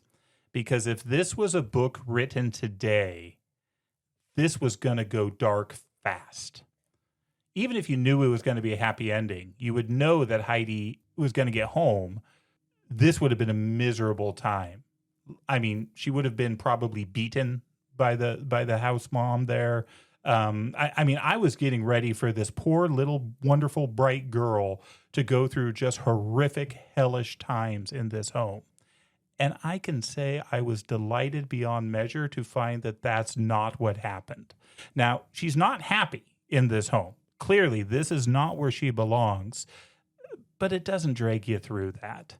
And so you get to just enjoy it. You get to experience with Heidi the homesickness and the darkness that she's feeling, but it doesn't go to where I think authors now would take it. Yeah. And that really, really cheered me up and made me feel really good as I was reading this. I told you, this is a comforting book to read. Yes. This is one of my, I'd say, 3 different comfort reads that I have. But can you see what I mean there? Where there was definitely this like, oh man, now there's going to be chapter after chapter of just bad things happening to this little girl. But no, I mean, there's this crazy stuff happening, like the cat and things. And again, Rottenmeier never likes her and is always saying bad things about her. But Heidi is so bright that she just kind of bounces through it. Yeah. And again, she's always protected because there's no crossing Clara. Clara is ultimately in charge of this home. But Rottenmeier is really, really waiting until Herr Sessman can come home and she can tell him all the bad things about her. Yeah, she lectures Heidi. She says, "You lack nothing, nothing at all. You are the most ungrateful child I ever heard of, and you don't know how well off you are." And Heidi just says, "I want to go home. The goats miss me. The grandfather misses me. I have to take things to the grandmother. They need me there. Her place is not here." And Rottenmeier's like, "You're crazy." Like she literally says, "The child is crazy," and runs away. Yeah. Well, and I think it's around this time where they discover the rolls that Heidi has been stockpiling. And now they're all moldy, they're all stale and hard. And so Rottenmeier gets rid of them all, throws them all out. And Heidi is so sad because those were for Granny. That's why she's here, to get these for Granny. But again, Clara comforts her. And again, a modern book, I would expect that to just be bleak. But here, immediately, Clara says, this is okay. That was never going to work anyway because they were going to be stale. When you go home, I will make sure you have fresh ones. I'll give you as many as you had and more. Just, it'll be okay. And again, that comforted me. So now there are new visitors back to the house. The man of the house shows up, Herr Sessman. I don't think he has a first name. Not that I saw here. One more thing in that last chapter. With the rolls, when Rottenmeier's throwing out the rolls, she also goes to throw out Heidi's hat. This beat-up old hat is just beneath her. And so Rottenmeier wants to get rid of it. And this just crushes Heidi. Because remember what Heidi heard her grandfather say when Didi came to take her away. "I never want to see her again if she's wearing a hat with a feather in it." And all the new hats she's being given are nice with feathers. And so this hat becomes a link to her grandfather. This is what she would have to wear to see him again, because he won't see her in a hat with a feather. And so when Rottenmeier has it thrown out, she is crushed. But again, we are immediately reassured because Sebastian is there. Sebastian, the servant, winks at Heidi, and he's able to, in the pretense of throwing out the hat, he saves it for her. And she wraps it up, and it is there waiting so that she can go back to her grandfather. I thought that was incredibly sweet. It's a treasure from home. But when the master of the house shows up, he goes to see his daughter first, and then he gets to meet Heidi. He says, "And this is our little Swiss girl, I suppose. Come here and give me your hand. That's right. Now tell me, are you and Clara good friends? You do not quarrel and get cross and then cry and make up and then begin all over again?" And they're both saying, "No, Clara's always good to me." And Clara says Heidi never tries to quarrel because Clara at least understands that Rottenmeier's going to be telling some stories. Oh, yeah. Makes her sound really bad. But this man loves and trusts and dotes upon his daughter. Clara's word goes, and Heidi is her chosen companion. My favorite part about this chapter is that he wants to talk with Clara without Heidi around. And so Herr Sesamin asks Heidi to get him a drink of water. Says, a drink of cold water? Yes, please. Will you get me a drink of cold water? So Heidi runs to the town fountain. She doesn't know where else to get water, but she's good at doing what she's asked. And she brings him back a cup of cold water from this fountain. While she's there, this kind of kindly old man sees her and says, where are you going with that? And she says, to Herr Sesamin, he wants it. And he says, well, I hope he enjoys it. And then when Heidi tells Herr Sesamin this story, he thinks it's great that she went to the fountain to get him the cup. But he also asks her to describe the man. And it doesn't take long before both Herr Sesamin and Clara immediately recognize him. It's their friend, the doctor. And so this is the first time we meet the doctor, and the first time the doctor gets to meet Heidi. So the master is collecting all this information about Heidi and is able to tell the housekeeper, like, I think she's in her right mind, actually, and that his daughter found her society very pleasant and more enjoyable than any other. I wish, therefore, he added very positively, to have this child always treated kindly, and that her peculiarities shall not be considered as sins. If you should not be able to deal with the child alone, you have the prospect of valuable assistance, for my mother is coming very soon. Rottenmeier does not get on well with his mother. No, she is not happy about this at all. So she got some bad news, but this is Clara's grandma. And this man travels for work a lot, frequently gone. But yes, when his mother comes soon, it is of great excitement in the house and to Clara. One of the things that's really important to Rottenmeier is proper address, what you're allowed to say to servants and not say to servants, what you're allowed to say to your superiors and not say to your superiors. I mean, she went on that whole big thing about Heidi versus, Adelheid, right? And what she was allowed to be called. And Clara refers to this as her grandmama, is the way it's translated in mine. Was it in yours? Yes, but she is told, grandmama, but she is told that Heidi must address her as gracious lady. Seems very formal. My goodness. Mine says gracious madam, so same idea. Well, grandmama shows up and she is wonderful and is a force as she enters the house. But Heidi is trying to do what she's told. And Heidi went to her and said clearly and carefully, "Good evening, Madam Gracious." She's trying really hard. She's really trying hard. And then the old lady, she just laughs at this and says, "Is that how you address people up in the mountains?" "No, no one's called that at home," said Heidi gravely. "Nor here either. In the nursery, I am always just called Grandmama. And that's what you shall call me too. You'll remember that all right, won't you?" And then the naming thing comes back with Heidi herself, because Heidi says that her name is Heidi, and the grandmama has no time for Mrs. Rottenmeier here. "My real name's Heidi, but now it's supposed to be Adelheid, so I answer if I'm called that." At that moment, Miss Rottenmeier came into the room, and Heidi stopped in confusion, remembering that she was still so unaccustomed to her full name that she frequently did not answer when that lady called her by it. "My good Rottenmeier," replied Mrs. Hesseman, "if she's always been called Heidi and is used to that name, I shall certainly call her that." At this moment, we know that we love Grandmama. Mm-hmm. So remember, Clara is sickly. She rests a lot of the day. And this grandma doesn't like sitting around. And so she asks, "What does Heidi do?" And the housekeeper tells her she sits in her room and entertains herself. She's so bored in her cage. And so the grandma calls Heidi to her and asks her questions. And she can tell something's wrong. Heidi is not well. She's frequently on the verge of tears. Earlier, it said that she doesn't cry very often, and she still doesn't. But there is a hurt there. But this woman doesn't know her, and something the housekeeper had told Heidi had convinced her that if she told someone that she wanted to go home, something bad would happen. I can't actually remember the specifications now. She would be ungrateful. She'd be an ungrateful, wicked girl. And Heidi she's just crushed. And she's trying to be brave and trying to not cry. But yeah, Grandmama sees that hurt. And she steps in here And she asks Heidi about prayer. And Heidi says, no, I don't pray. Haven't you been taught to pray, Heidi? Don't you know how? I used to pray with my own grandmother, but that's a long, long time ago. I've almost forgotten about it. Ah, when you are sad and have no one to turn to for help, can't you see what a comfort it is to tell God all about it, knowing that he will help?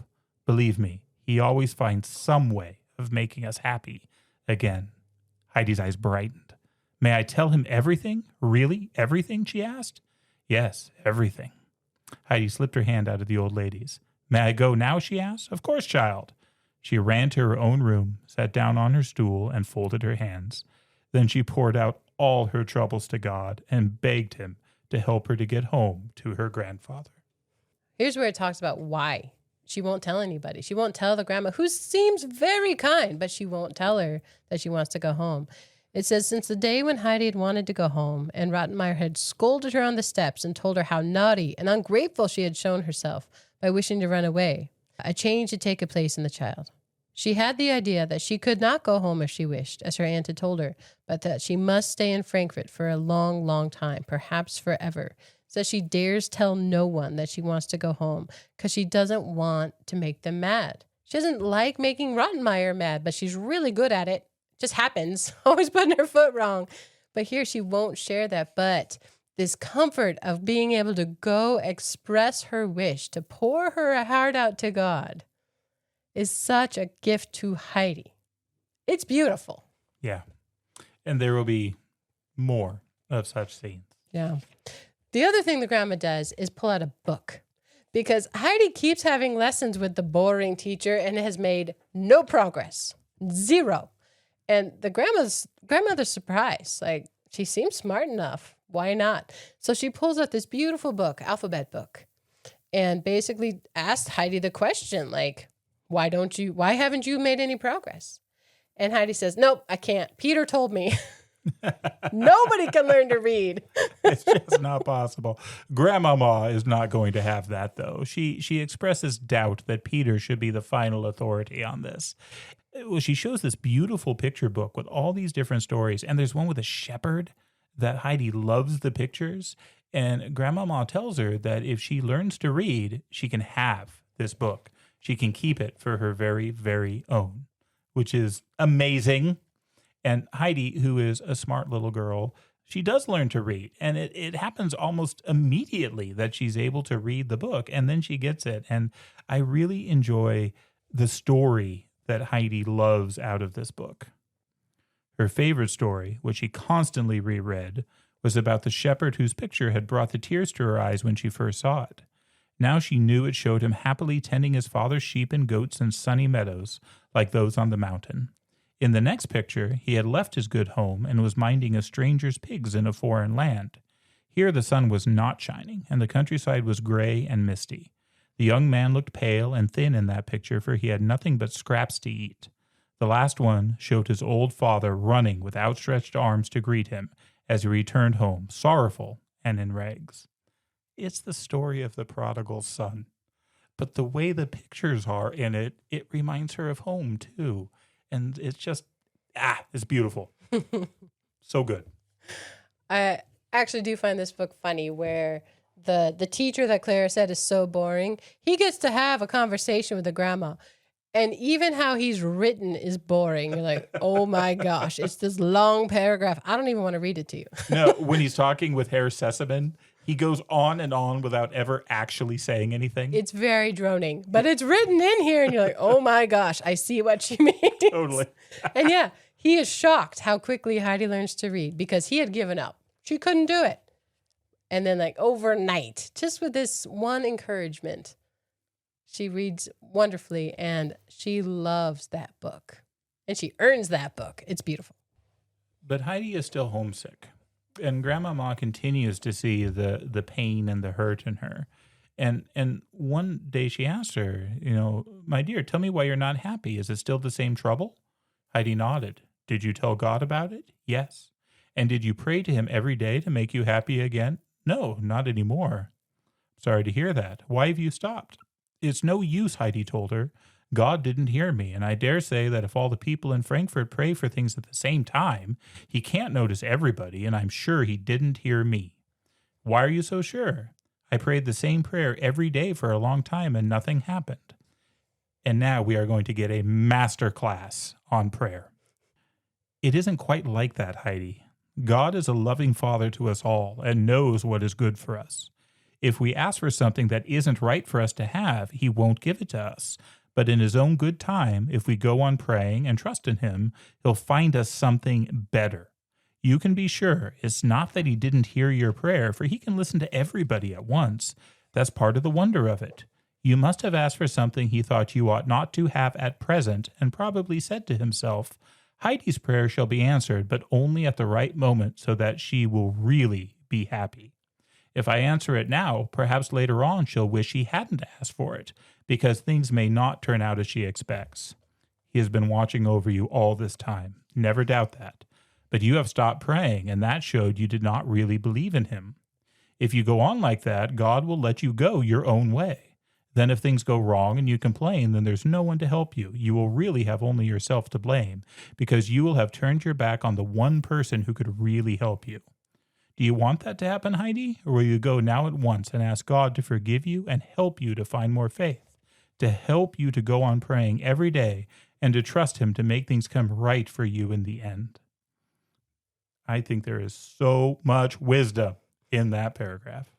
Well, Heidi does too. It says she trusts the grandma so well now that she takes it to heart. She says, I will go now, right away, and ask God to forgive me, and I will never forget him again, said Heidi penitently. And the grandma says, that is right, my child. He will help you at the right time. Only be trustful. And this becomes a habit in Heidi's life. She still has the same prayer, but this dedication and this trust and faithfulness grows. And it's funny, the chapter of this book says that basically Heidi gets better in some ways, but worse in others. This is a better one. Yeah. She learns to read. She's thriving now that she can read and learn things. And this faith and ability to pray thrives. But when the grandma goes away, it's just back to her and Rottenmeier, her and Claire and Rottenmeier. And she's sad. She's still so sad.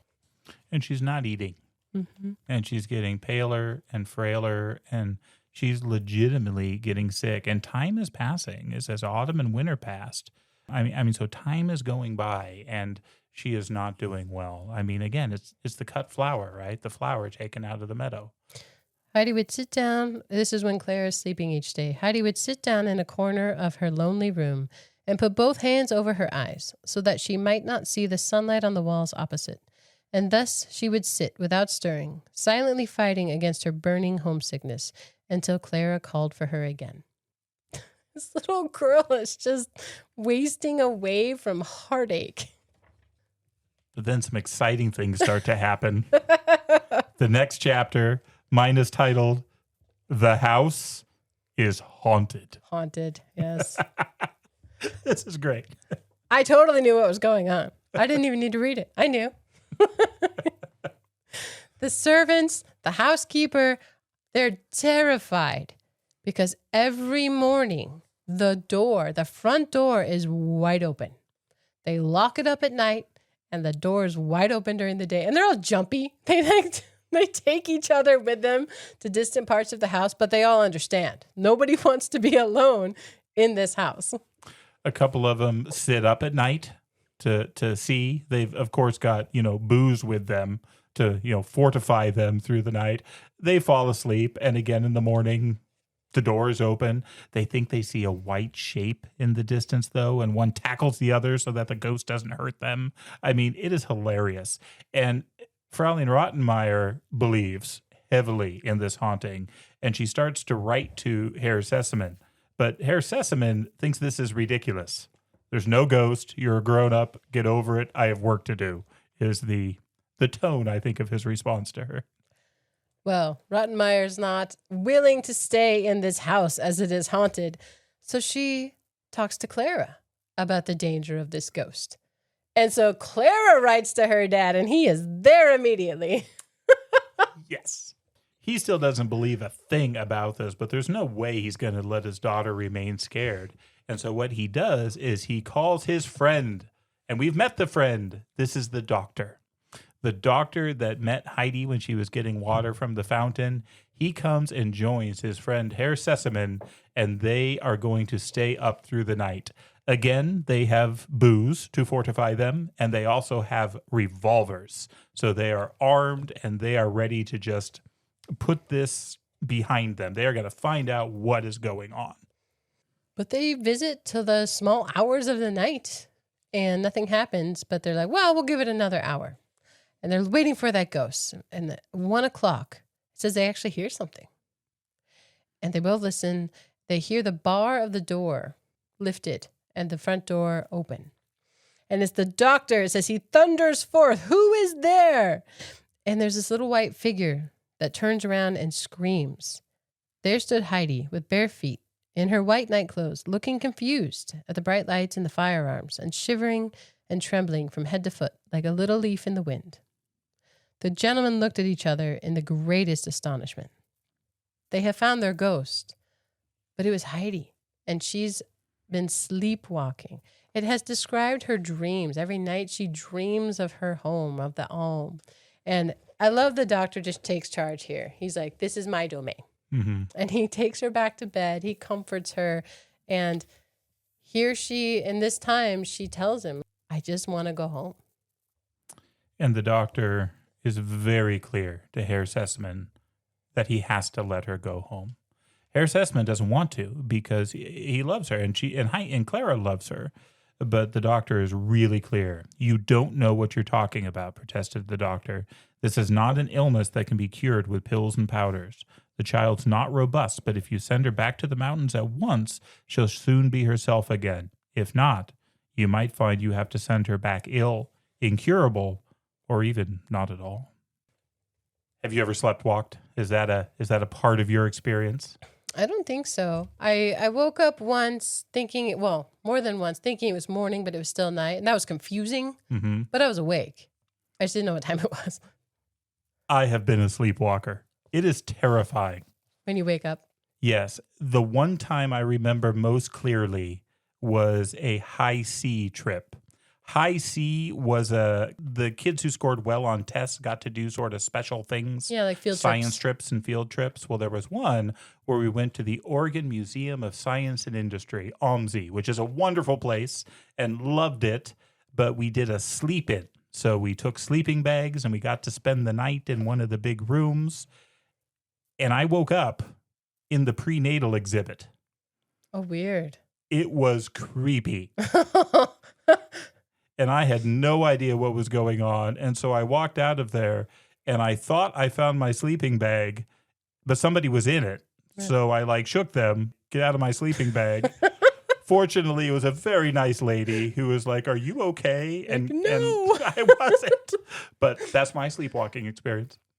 Do you still do it? No, not that I know of. Oh, see, that's alarming. I would not like that.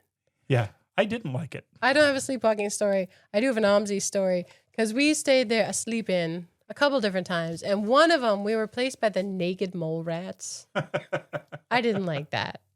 Yeah, I could see that being rough. There was also this room that, if you stood in it, it was like it took a picture of your shadow. Do you remember that thing where, No. However your arms and position was, it would leave your shadow so you could see your shadow there? It was weird to sleep in there. Yeah, I would imagine. So the last time I went to OMSI was actually, a year ago. And we got to talk with this guy who was a full-on paleontologist. Oh, that's cool. Yeah, he was up in one of their labs and you could go in and just talk with him. And he was cleaning a whale fossil bone or something. He let us hold a fossil. It was great. So OMSI, love it. If you're in the Portland area, definitely worth checking out. Don't sleep at the naked mole rats. Or the prenatal exhibit. You didn't. Anyways, next chapter is up the Alm on a summer evening. They recognize that Heidi needs help. Action is taken immediately. Clara is devastated. She insists, once she's convinced that this is good for her friend, She insists to pack the box herself. I think the packing up of boxes in this older time would have been so cool, how they wrap it up in a trunk. But she's so thoughtful. And because she knows Heidi and she knows Heidi's stories now. So she includes a wonderful shawl for their grandmother on the mountain. She includes the white rolls that she can give her. There's things for everyone. There's a gift for Peter. So thoughtful. Clara is a sweetheart. Yes. But she is so sad to see her friend go. But she goes right away. And the person assigned to take her is the footman guy, Sebastian. Who's always been kind to her. And so I think that's a good choice in many ways, although not a perfect choice, because Sebastian is a city man. He gets to these mountain towns and he doesn't want to be there. And he certainly doesn't want to walk up that mountain. No. So he basically leaves her at the bottom. I think the town baker takes her up a ways up the mountain. And Sebastian gets out of there. He says bye. That's not okay, man. It was abrupt. Yeah. Yeah, but Heidi is not worried. She's going home and she has rolls for the grandmother. These are the things that she wanted, and she is so happy. It's actually happening. She has prayed and ached for this to happen, and here she goes. She also takes her straw hat, this crushed, battered thing that meant so much to her in the city. She takes it with her, so she has something that she can show up in earnest with her grandfather, before her grandfather. Halfway up the mountain, she does stop at Peter's hut with Granny, and Bridget is Peter's mom. And she leaves the hat with the feather there because there's no way grandfather will take her back if she's wearing a hat with a feather. And Bridget can't believe it because this is something more valuable than she could ever own. But Heidi is deadly serious about this. She wants her old hat. I do like, it's the baker guy who gives her a ride, because Sebastian asks, like, is there a safe path? How could she get home? This line, all ways are safe here, was the short reply. This is a small community. That guy even knows who she is, but she's on her way up the mountain. But the people in the town are worried because they've seen the Almuncle in the last year, and he's been angry. This child, his granddaughter, who he loves, was taken from him abruptly. And it says, they began to tell one another how the Almuncle for a year past had been worse than ever. It would not speak a word to anyone. And when anyone came in his way, he made a face as if he would like to kill him. And Heidi just runs up the mountain to him. Aren't you going to say hello to me? She asked. His response, ever eloquent. So you're back again. He does then say, I'm glad you're back, with a wide grin. And I do really like the last paragraph in this chapter. During the night, Uncle Alp went up to the loft at least 10 times to make sure she was all right and to see that the round hole in the wall was still stopped with hay to prevent the moonlight shining on her face. But Heidi did not stir. She slept soundly all night long, satisfied through and through. She was home again. She had seen the sun setting on the mountains. She had heard the wind whistling through the fir trees. She was at home again on the Alm. Next one is Sunday when the church bells ring. Heidi's outside listening to the fir trees. I don't think at this point, after going through her time in the city, that she would ever get tired of those fir trees. But she's got things to do. This is her home, and there's people she loves, and she gets to go see Granny.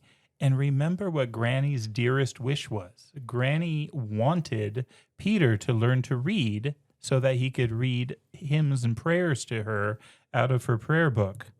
Well, Heidi has learned to read. And so she can open the prayer book, and it says, and she began with great enthusiasm. The golden sun his course doth run, and spreads his light so warm and bright upon us all. We see God's power from hour to hour. His love is sure and will endure forevermore. Sorrow and grief are only brief. True joy we'll find and peace of mind in God's good time. Granny sat through it with her hands folded. Heidi had never seen her look so happy, though tears were running down her cheeks, and at the end she said, read it again, Heidi. Please, read it again. In mine she says, oh, Heidi, that gives me light. It gives me light in my heart. Oh, how much good you have done me. The grandmother can repeat the words to herself. She didn't have them memorized, but these are still familiar songs to her. And I think we've all had that experience with a song. Like you know how it goes. Like if you hear it, you can almost sing along, but without it, you don't have it, right? You have to hear the song playing to do it. And here Heidi can read them to her, and it's wonderful. It gives her light. This blind woman, it gives her light. But Heidi's not done reading, and she's not done spreading light, because she has this book, the book that Grandmama gave her. She's able to take with her to the mountains, and she wants to share and read her favorite story to the grandfather. And she reads it, and it's great. As she describes it to him, she says, one day, she continued, he asked for a share of his father's fortune so that he might go away, be his own master. She goes through the whole story and then ends with, when his father saw him, his heart was filled with compassion for him, and he ran and met him and put his arms around him, kissed him, and his son said, Father, I have done wrong against heaven and against you, and am no longer worthy to be your son. But his father called the servants, Bring me the good robe and put it on him, and a ring for his finger, and shoes for his feet. Fetch the calf we have fattened, and kill it for a feast, and we will eat and be merry, for my son was dead to me and is alive again. He was lost and is found, and they began to be merry. What is incredible is that later, after Heidi goes to bed, this is the grandfather. Then he too folded his hands, bowed his head, and in a low voice said, Father, I have sinned against heaven and before thee, and am no longer worthy to be called thy son. And down his wrinkled cheeks rolled 2 large tears. The next day is Sunday. He calls to her early and says, Come, Heidi, the sun is up. Put on a good dress, and we will go to church together. The grandfather dresses up, and they go to church. This has not happened in years and years, but the return of his granddaughter has brought him back to faith, brought him back to community. After church, he goes and sees the pastor, and he promises, in the coming winter, Heidi will be at school. We will be in town. His life has been redeemed. He is the prodigal son. Like, it's so good. And Heidi calls it out perfectly that if her prayer had been answered right when she wished it right away, she wouldn't have learned to read. She couldn't have brought that light to the grandmother. It wouldn't have been as good. This instance is such a just resounding confidence to her that of course we pray. Of course we can have confidence that God hears us. And if it isn't answered right away, it's because it's not the right time. Mm-hmm. And remember earlier when the pastor had gone to visit him, the pastor told him, this might turn out better than you think if you come down. And grandfather was not ready to hear it at that time. But it does turn out so much better because the pastor is delighted to see him. And this whole village that had been kind of wondering who is this creepy guy and thinking bad of him, they're so excited to have him there. And he is welcomed and he is part of the community. And so it does turn out far better than he feared or could have hoped. Well, and that Heidi chose to go back to him. The people in the village are like, do you suppose she would have done that if he was wicked? No way. No way. She was so happy to return. And he is welcomed back into their community. And it's a lovely wrap up of all these things, the full circle and the gifts they've been given through it, the blessings of it. Yeah. Herr Sesseman had sent Heidi back because he was concerned for her health and it was the right thing to do. But it wasn't a break. It wasn't that they were throwing Heidi out. And in fact, there was a promise that they would come visit. Clara wants to come visit. And that's the plan. The problem is Clara is weak. She's an invalid. And the doctor doesn't think that she can safely make it. And so the next chapter does start with the doctor, actually. But it's not the doctor as we saw him before. It says, his hair had grown whiter since the spring, and he wore an air of great sadness. His only daughter had died recently, and he had never recovered his spirits. For she had been the great joy of his life since his wife's death some time before. And so he is heartbroken. He is lamenting the loss of his daughter, but he's counseling his friend that there's no way that Clara can make this trip, certainly not in the fall. Not here is it starting to get cold. It wouldn't go well for her. Herr Sessman has an idea, though. Well, why don't you go? This does two things. One, it appeases Clara, because Herr Sessman can portray this as a kindness to the doctor. And Clara, though disappointed in not going herself, is always willing to do kindness, especially to somebody she loves as much as the doctor, this old family friend. But the second part of this is the sorrow of the doctor himself. He needs a trip. He needs a journey. And he had loved Heidi. And so this is a way that he can go. And I think Herr Sessman is hoping that he's going to heal some through this trip. But he's not willing to go, actually, but Clara begs him. She says, "Oh, please, doctor, you will go to Heidi, won't you? And then come and tell me about everything up there and what Heidi is doing and her grandfather and Peter and the goats. I know them all so well. And then you must take what I want to send to Heidi. I have thought it all out." She's got this whole package ready to go. And what she's wildly disappointed she can't go, but it is a gift that he'll go on her behalf. And so the doctor climbs the mountain. And again, it is shockingly beautiful. He gets to the top and he gets to relay this disappointing news that Heidi's friend isn't coming. But Heidi can see immediately that he's sad. And she doesn't know why. She kind of speculates as to why, but she gets it wrong. She doesn't know that he lost someone, but she wants to comfort him. She wants to help him. Her heart goes out to him. And it's a delight. He gets to go with them to the pastures to meet the goats. He gets to experience the mountain, and he gets along with the grandfather. Yeah, they become friends. They are both men who have lived and experienced things. And yeah, I think it's fun that those two become tight. We learned, though, that Peter is a jealous friend. He does not like this person encroaching on his Heidi time. That's right. Well, the goats are a lot more rowdy when Heidi isn't there. So Heidi does calm the goats. But no, he just misses her. And yeah, he is jealous at the time. Towards the end of the doctor's time there, he does express a wish that Heidi would go back with him. Heidi doesn't want to go back. This is her home. But her heart is so broken for the doctor and for Assad that she says, well, I will come with you. She actually is willing to make that sacrifice and go back to Frankfurt. But the doctor laid his hand on her shoulder to calm her. No, he said, you must stay here among the fir trees for the present, or I might have you ill again. But I tell you what, perhaps you'll come and take care of me if I'm ever ill and lonely. I should like to think I could have someone who loves me to look after me then.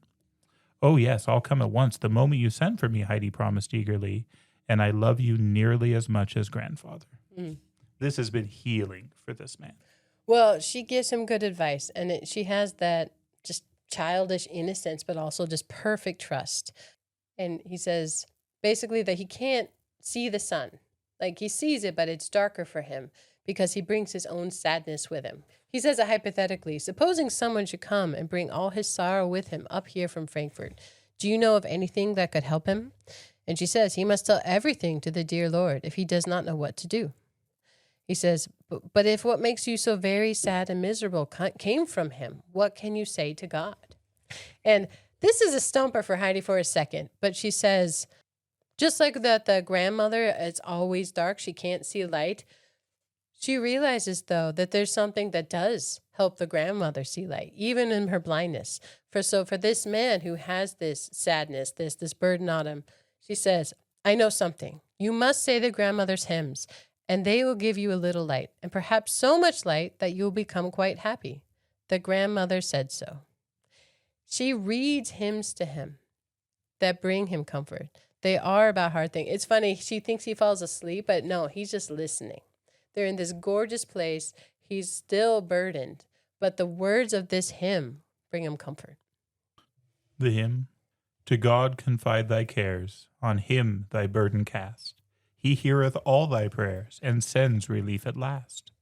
His never-failing love, his wisdom sure and true, bring comfort from above, and all thy hopes renew. The doctor goes back, and winter comes. Oh, I will say on Peter's behalf that he gets a lot to eat. The doctor's very generous with his food, so then it's okay. He doesn't mind sharing Heidi time so much. That is the key for Peter. Yes, when winter comes, the grandfather's good to his word. He moves them down into the village. Apparently, there's this huge mansion that somebody built, and it used to be in the family, but it's way run down now. But he fixes up a spot. The goats live inside. Grandfather is very useful with tools. He is a handy man. He gets it done. And now she can go to school. She can learn there. And she expects to see Peter at school, but Peter skips school a lot. He doesn't like going. And one day he's like sledding to school, but oops, I sled too far. I missed it. Clearly, I can't make it back in time. He slid to a whole different town. It is a mountain. But he does manage to walk back to the grandfather and Heidi's house in time for dinner. He's good at showing up in time for meals. So in this time, Heidi doesn't get to go up the mountain so much to see the grandmother. And when she does, the grandmother's sad because she doesn't have Heidi's words with her. She doesn't have someone to read the hymns as much as she wants. And so Heidi has this brilliant idea because she is always a helper. She's like, you know what? Peter's going to learn to read. And the way she teaches him cracks me up. This has remained in my memory a long time. This is great. He is motivated, though, because Uncle Alp kind of threatens him. Again, there's sort of this military, so you're supposed to be at school, you're not going. That's kind of desertion. And like he really scares him, but then he feeds him. And so Peter's okay, but he's really kind of worried and intimidated about what happened if he doesn't go to school. So he starts showing up to school as Heidi is teaching him how to read. Well, the grandfather, he explains it. He's like, what do you do with a goat who misbehaves? She's like, well, I thrash him. All right, next time you skip school, I expect you here so you can get what you have earned. So he walked right into that one. Peter takes this seriously. So this lady, the author, is Swiss, okay? But kind of in my mind, a German mentality is a little more threatening in terms of education. And this just fit, and it cracks me up. It says, this is a school book. Heidi brought this back from Frankfurt about the ABCs. If ABC you do not know, before the school board you will go. Peter's like, I'm not going to go. It's like, yeah, you will. They'll make you. D, E, F, G must smoothly fly, or else misfortune will be nigh. It's all vaguely threatening. If H, I, J, K are forgot, misfortune is upon the spot. Whoever on L, M still will stumble must pay a fine and then feel humble. Does yours have the same thing? No, my rhymes are different. If ABC you do not know, before the judge you'll have to go. Oh, no. If DEF you cannot say, bad luck is sure to come your way. If you forget your HJK, you'll have misfortune all the day. And then I think I'm caught up to you now. If L and M you can't say clear, you'll have to pay a fine, I fear. There's something bad, and if you knew, you'd quickly learn NOPQ.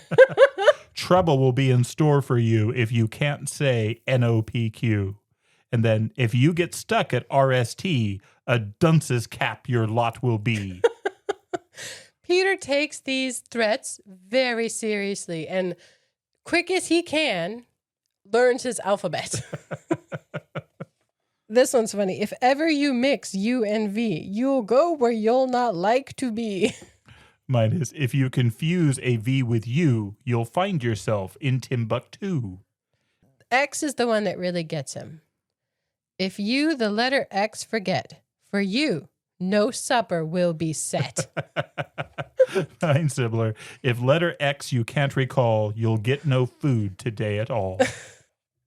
Anyway, they were great. I think it's such a funny way to teach someone their alphabet. But it works. And he goes eventually back home and he picks up the book and he says, I can do it. What can you do, Peter? Asked his mother. Reading. He can read.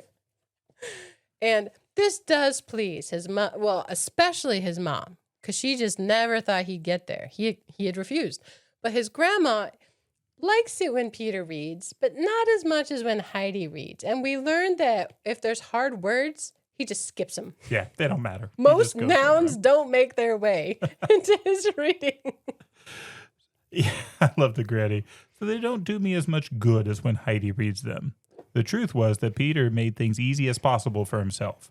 When he came to a difficult word, he just left it out, thinking that a few words less among so many would make no difference to Granny. Consequently, there was sometimes little sense in what he read. All right, we're wrapping up here, but this last section is called Distant Friends Are Heard From. Clara had expected a trip, and it was going to be too hard, too dark, too soon in the fall, but now it is spring. It says Heidi's out on the mountain, the sun is warm, and she sees people coming. She gets a letter. She knows to expect them, but not exactly when. And there's this caravan coming up the mountain. Clara is on like this litter thing. They're very clever. I mean, nothing money can't buy, I guess. Right. And the grandmother comes. Clara's grandma comes with her. She rides a horse. But they come to the mountain. Somebody hauls up Clara's wheelchair. It is a whole procession, but they make it. And they love it. Grandmama and Clara, they're smelling the air. They're looking at the mountain peaks. And the doctor had made this big deal of how just therapeutic it was to just be there and be a part of it. By this time, Uncle Alp had made all sorts of furniture because he was expecting company. And so he would give the good chairs to the guests and he would bring them in. And Clara has heard stories about all of this. So she gets to see the hut. She gets to see the loft. She gets to see everything. But again, she's an invalid. She can't move on her own. But Uncle Alp is so tender and so gentle and is willing to carry her everywhere. Lifts her up so that she can go into the loft and see. And there's a discussion held with Uncle Alp and Grandmama where Uncle Alp says, you know, I'd be happy to have her stay here for a while. Which is exactly what the grandmother wanted, but didn't want to intrude. And she's just amazed watching this grandfather take care of this little girl. And it mentions that he's just doing what he used to do when he was taking care of his injured commander in the army. He had learned how to nurse, how to take care of people, and he's never lost it. And he believes he can do good for Clara. Well, and I think part of the selling point is that she's hungry. The goat milk she eats more than she ever does at home because it's enjoyable and she has this view and she's been trapped in that same cage Heidi was, but she didn't know it. And she was just pale and that here it's warm, it's gorgeous. And he's very thoughtful in his care. And the grandma basically asked, well, when should I come back? I think they say like 6 weeks. Mm-hmm. Yeah, give it some time, 6 weeks.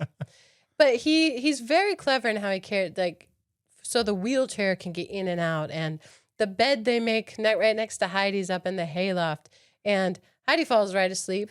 Claire stays up looking at the stars. She's never seen them like this. The whole thing is just wonderful. Peter, though, doesn't like it. He didn't like the doctor taking Heidi away, and he certainly doesn't like Clara taking Heidi away. It's sucking up all the time that she should be spending with him. And he gets angry and he does something rather rash. He takes it out on the wheelchair. He figures that Clara can't go anywhere. She'll have to leave if she doesn't have the wheelchair.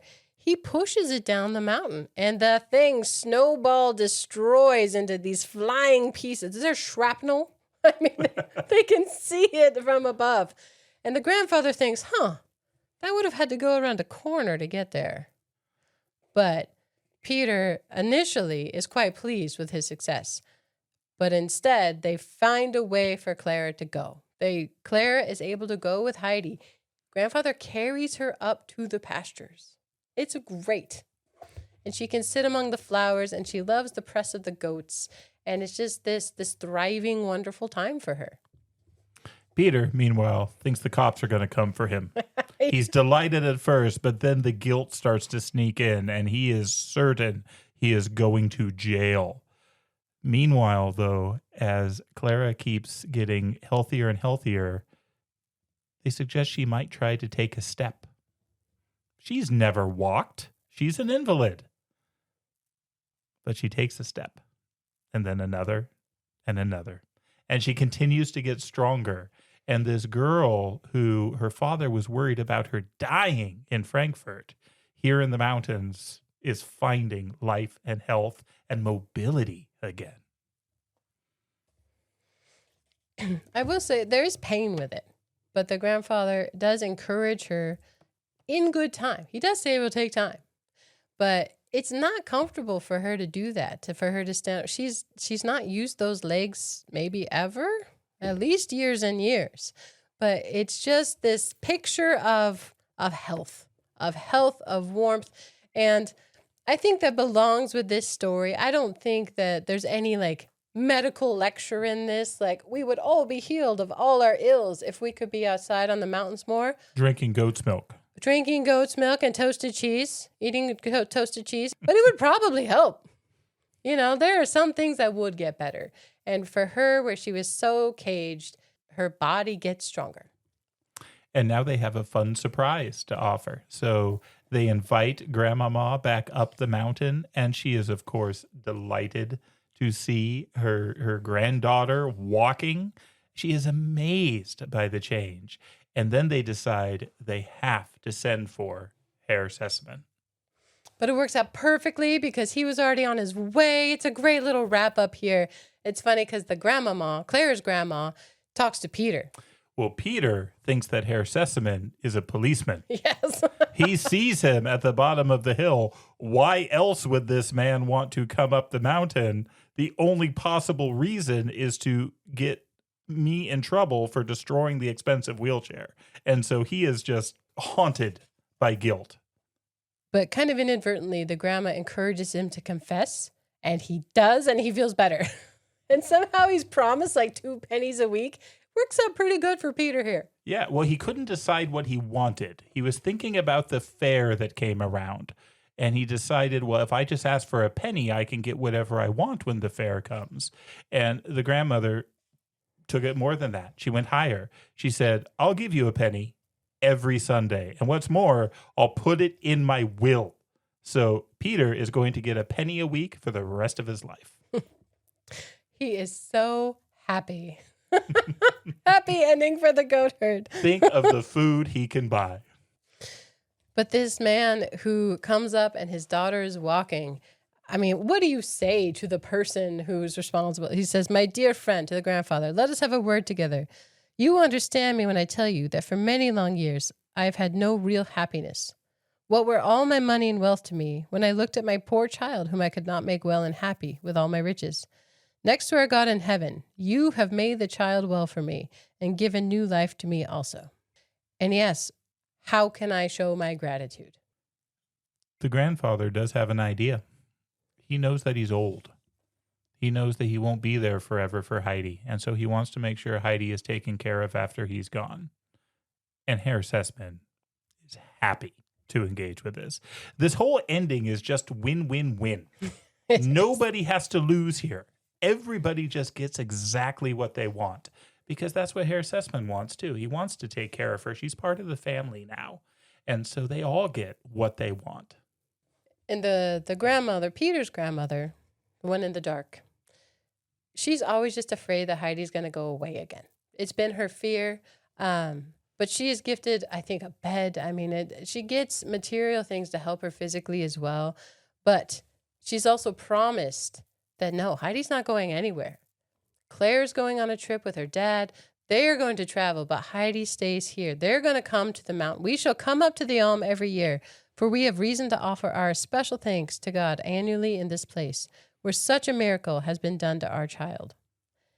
The comfort that Heidi isn't being taken away by these people is the biggest gift, I think, that Grandma gets here at the end. Yeah. This is a great book, Jody. I know you've known that for forever. And I would never have argued it, but I am very grateful that I have now read it. And it is just, it's warming. It makes you feel good. It's a pleasant read. And I think there's a lot of just fun and wisdom sprinkled through it. So I've been thinking about this just because I knew we were going to go through it. And I think it is of vital importance that people read things that are wholesome. Not all the time, But I think like I said, I have like 3 books like this that I've just read on loop throughout my life at times. And I can even read just a piece of it, and it's familiar enough to me now that I know where I'm at in it. I could open it in the middle. But it changes how we think about things. It changes what I notice. The wind in the fir trees and her delight in them, and even just her ability to spread light where there's darkness, where there's sadness. It's a comfort. And I think it's missing for a lot of people. Having something simple that's accessible, that speaks to your heart in an encouraging way, I think has shaped and changed how my life has progressed. So I'm grateful that I had them, because I think all of them I found secondhand at some like rummage sale. I was wondering if you remembered how you were introduced to this. Grabbed it probably at the fireman sale. So this isn't something that came from like grandma or anything like that? This was one that you found? I think so. Well, great find. Yeah. Another one, and we might do it someday, but it's like this, where it's just comforting. It's called Freckles. I don't think it's a commonly known book in any way, but it's a delight and it's an encouragement, and I read it when I need to. The other one I would add to that list, Wind in the Willows. Yes. Entirely different setting for all of those stories, but the flavor of the comfort of them, totally. Yeah, it's just good. It is just fundamentally good.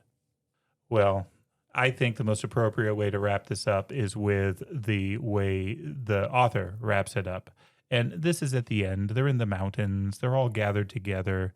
And it says, "At length, Granny asked Heidi for a hymn.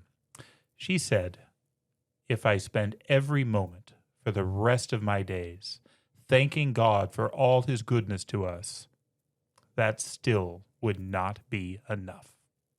And with that, we'll turn the page, and we hope you join us for the next chapter.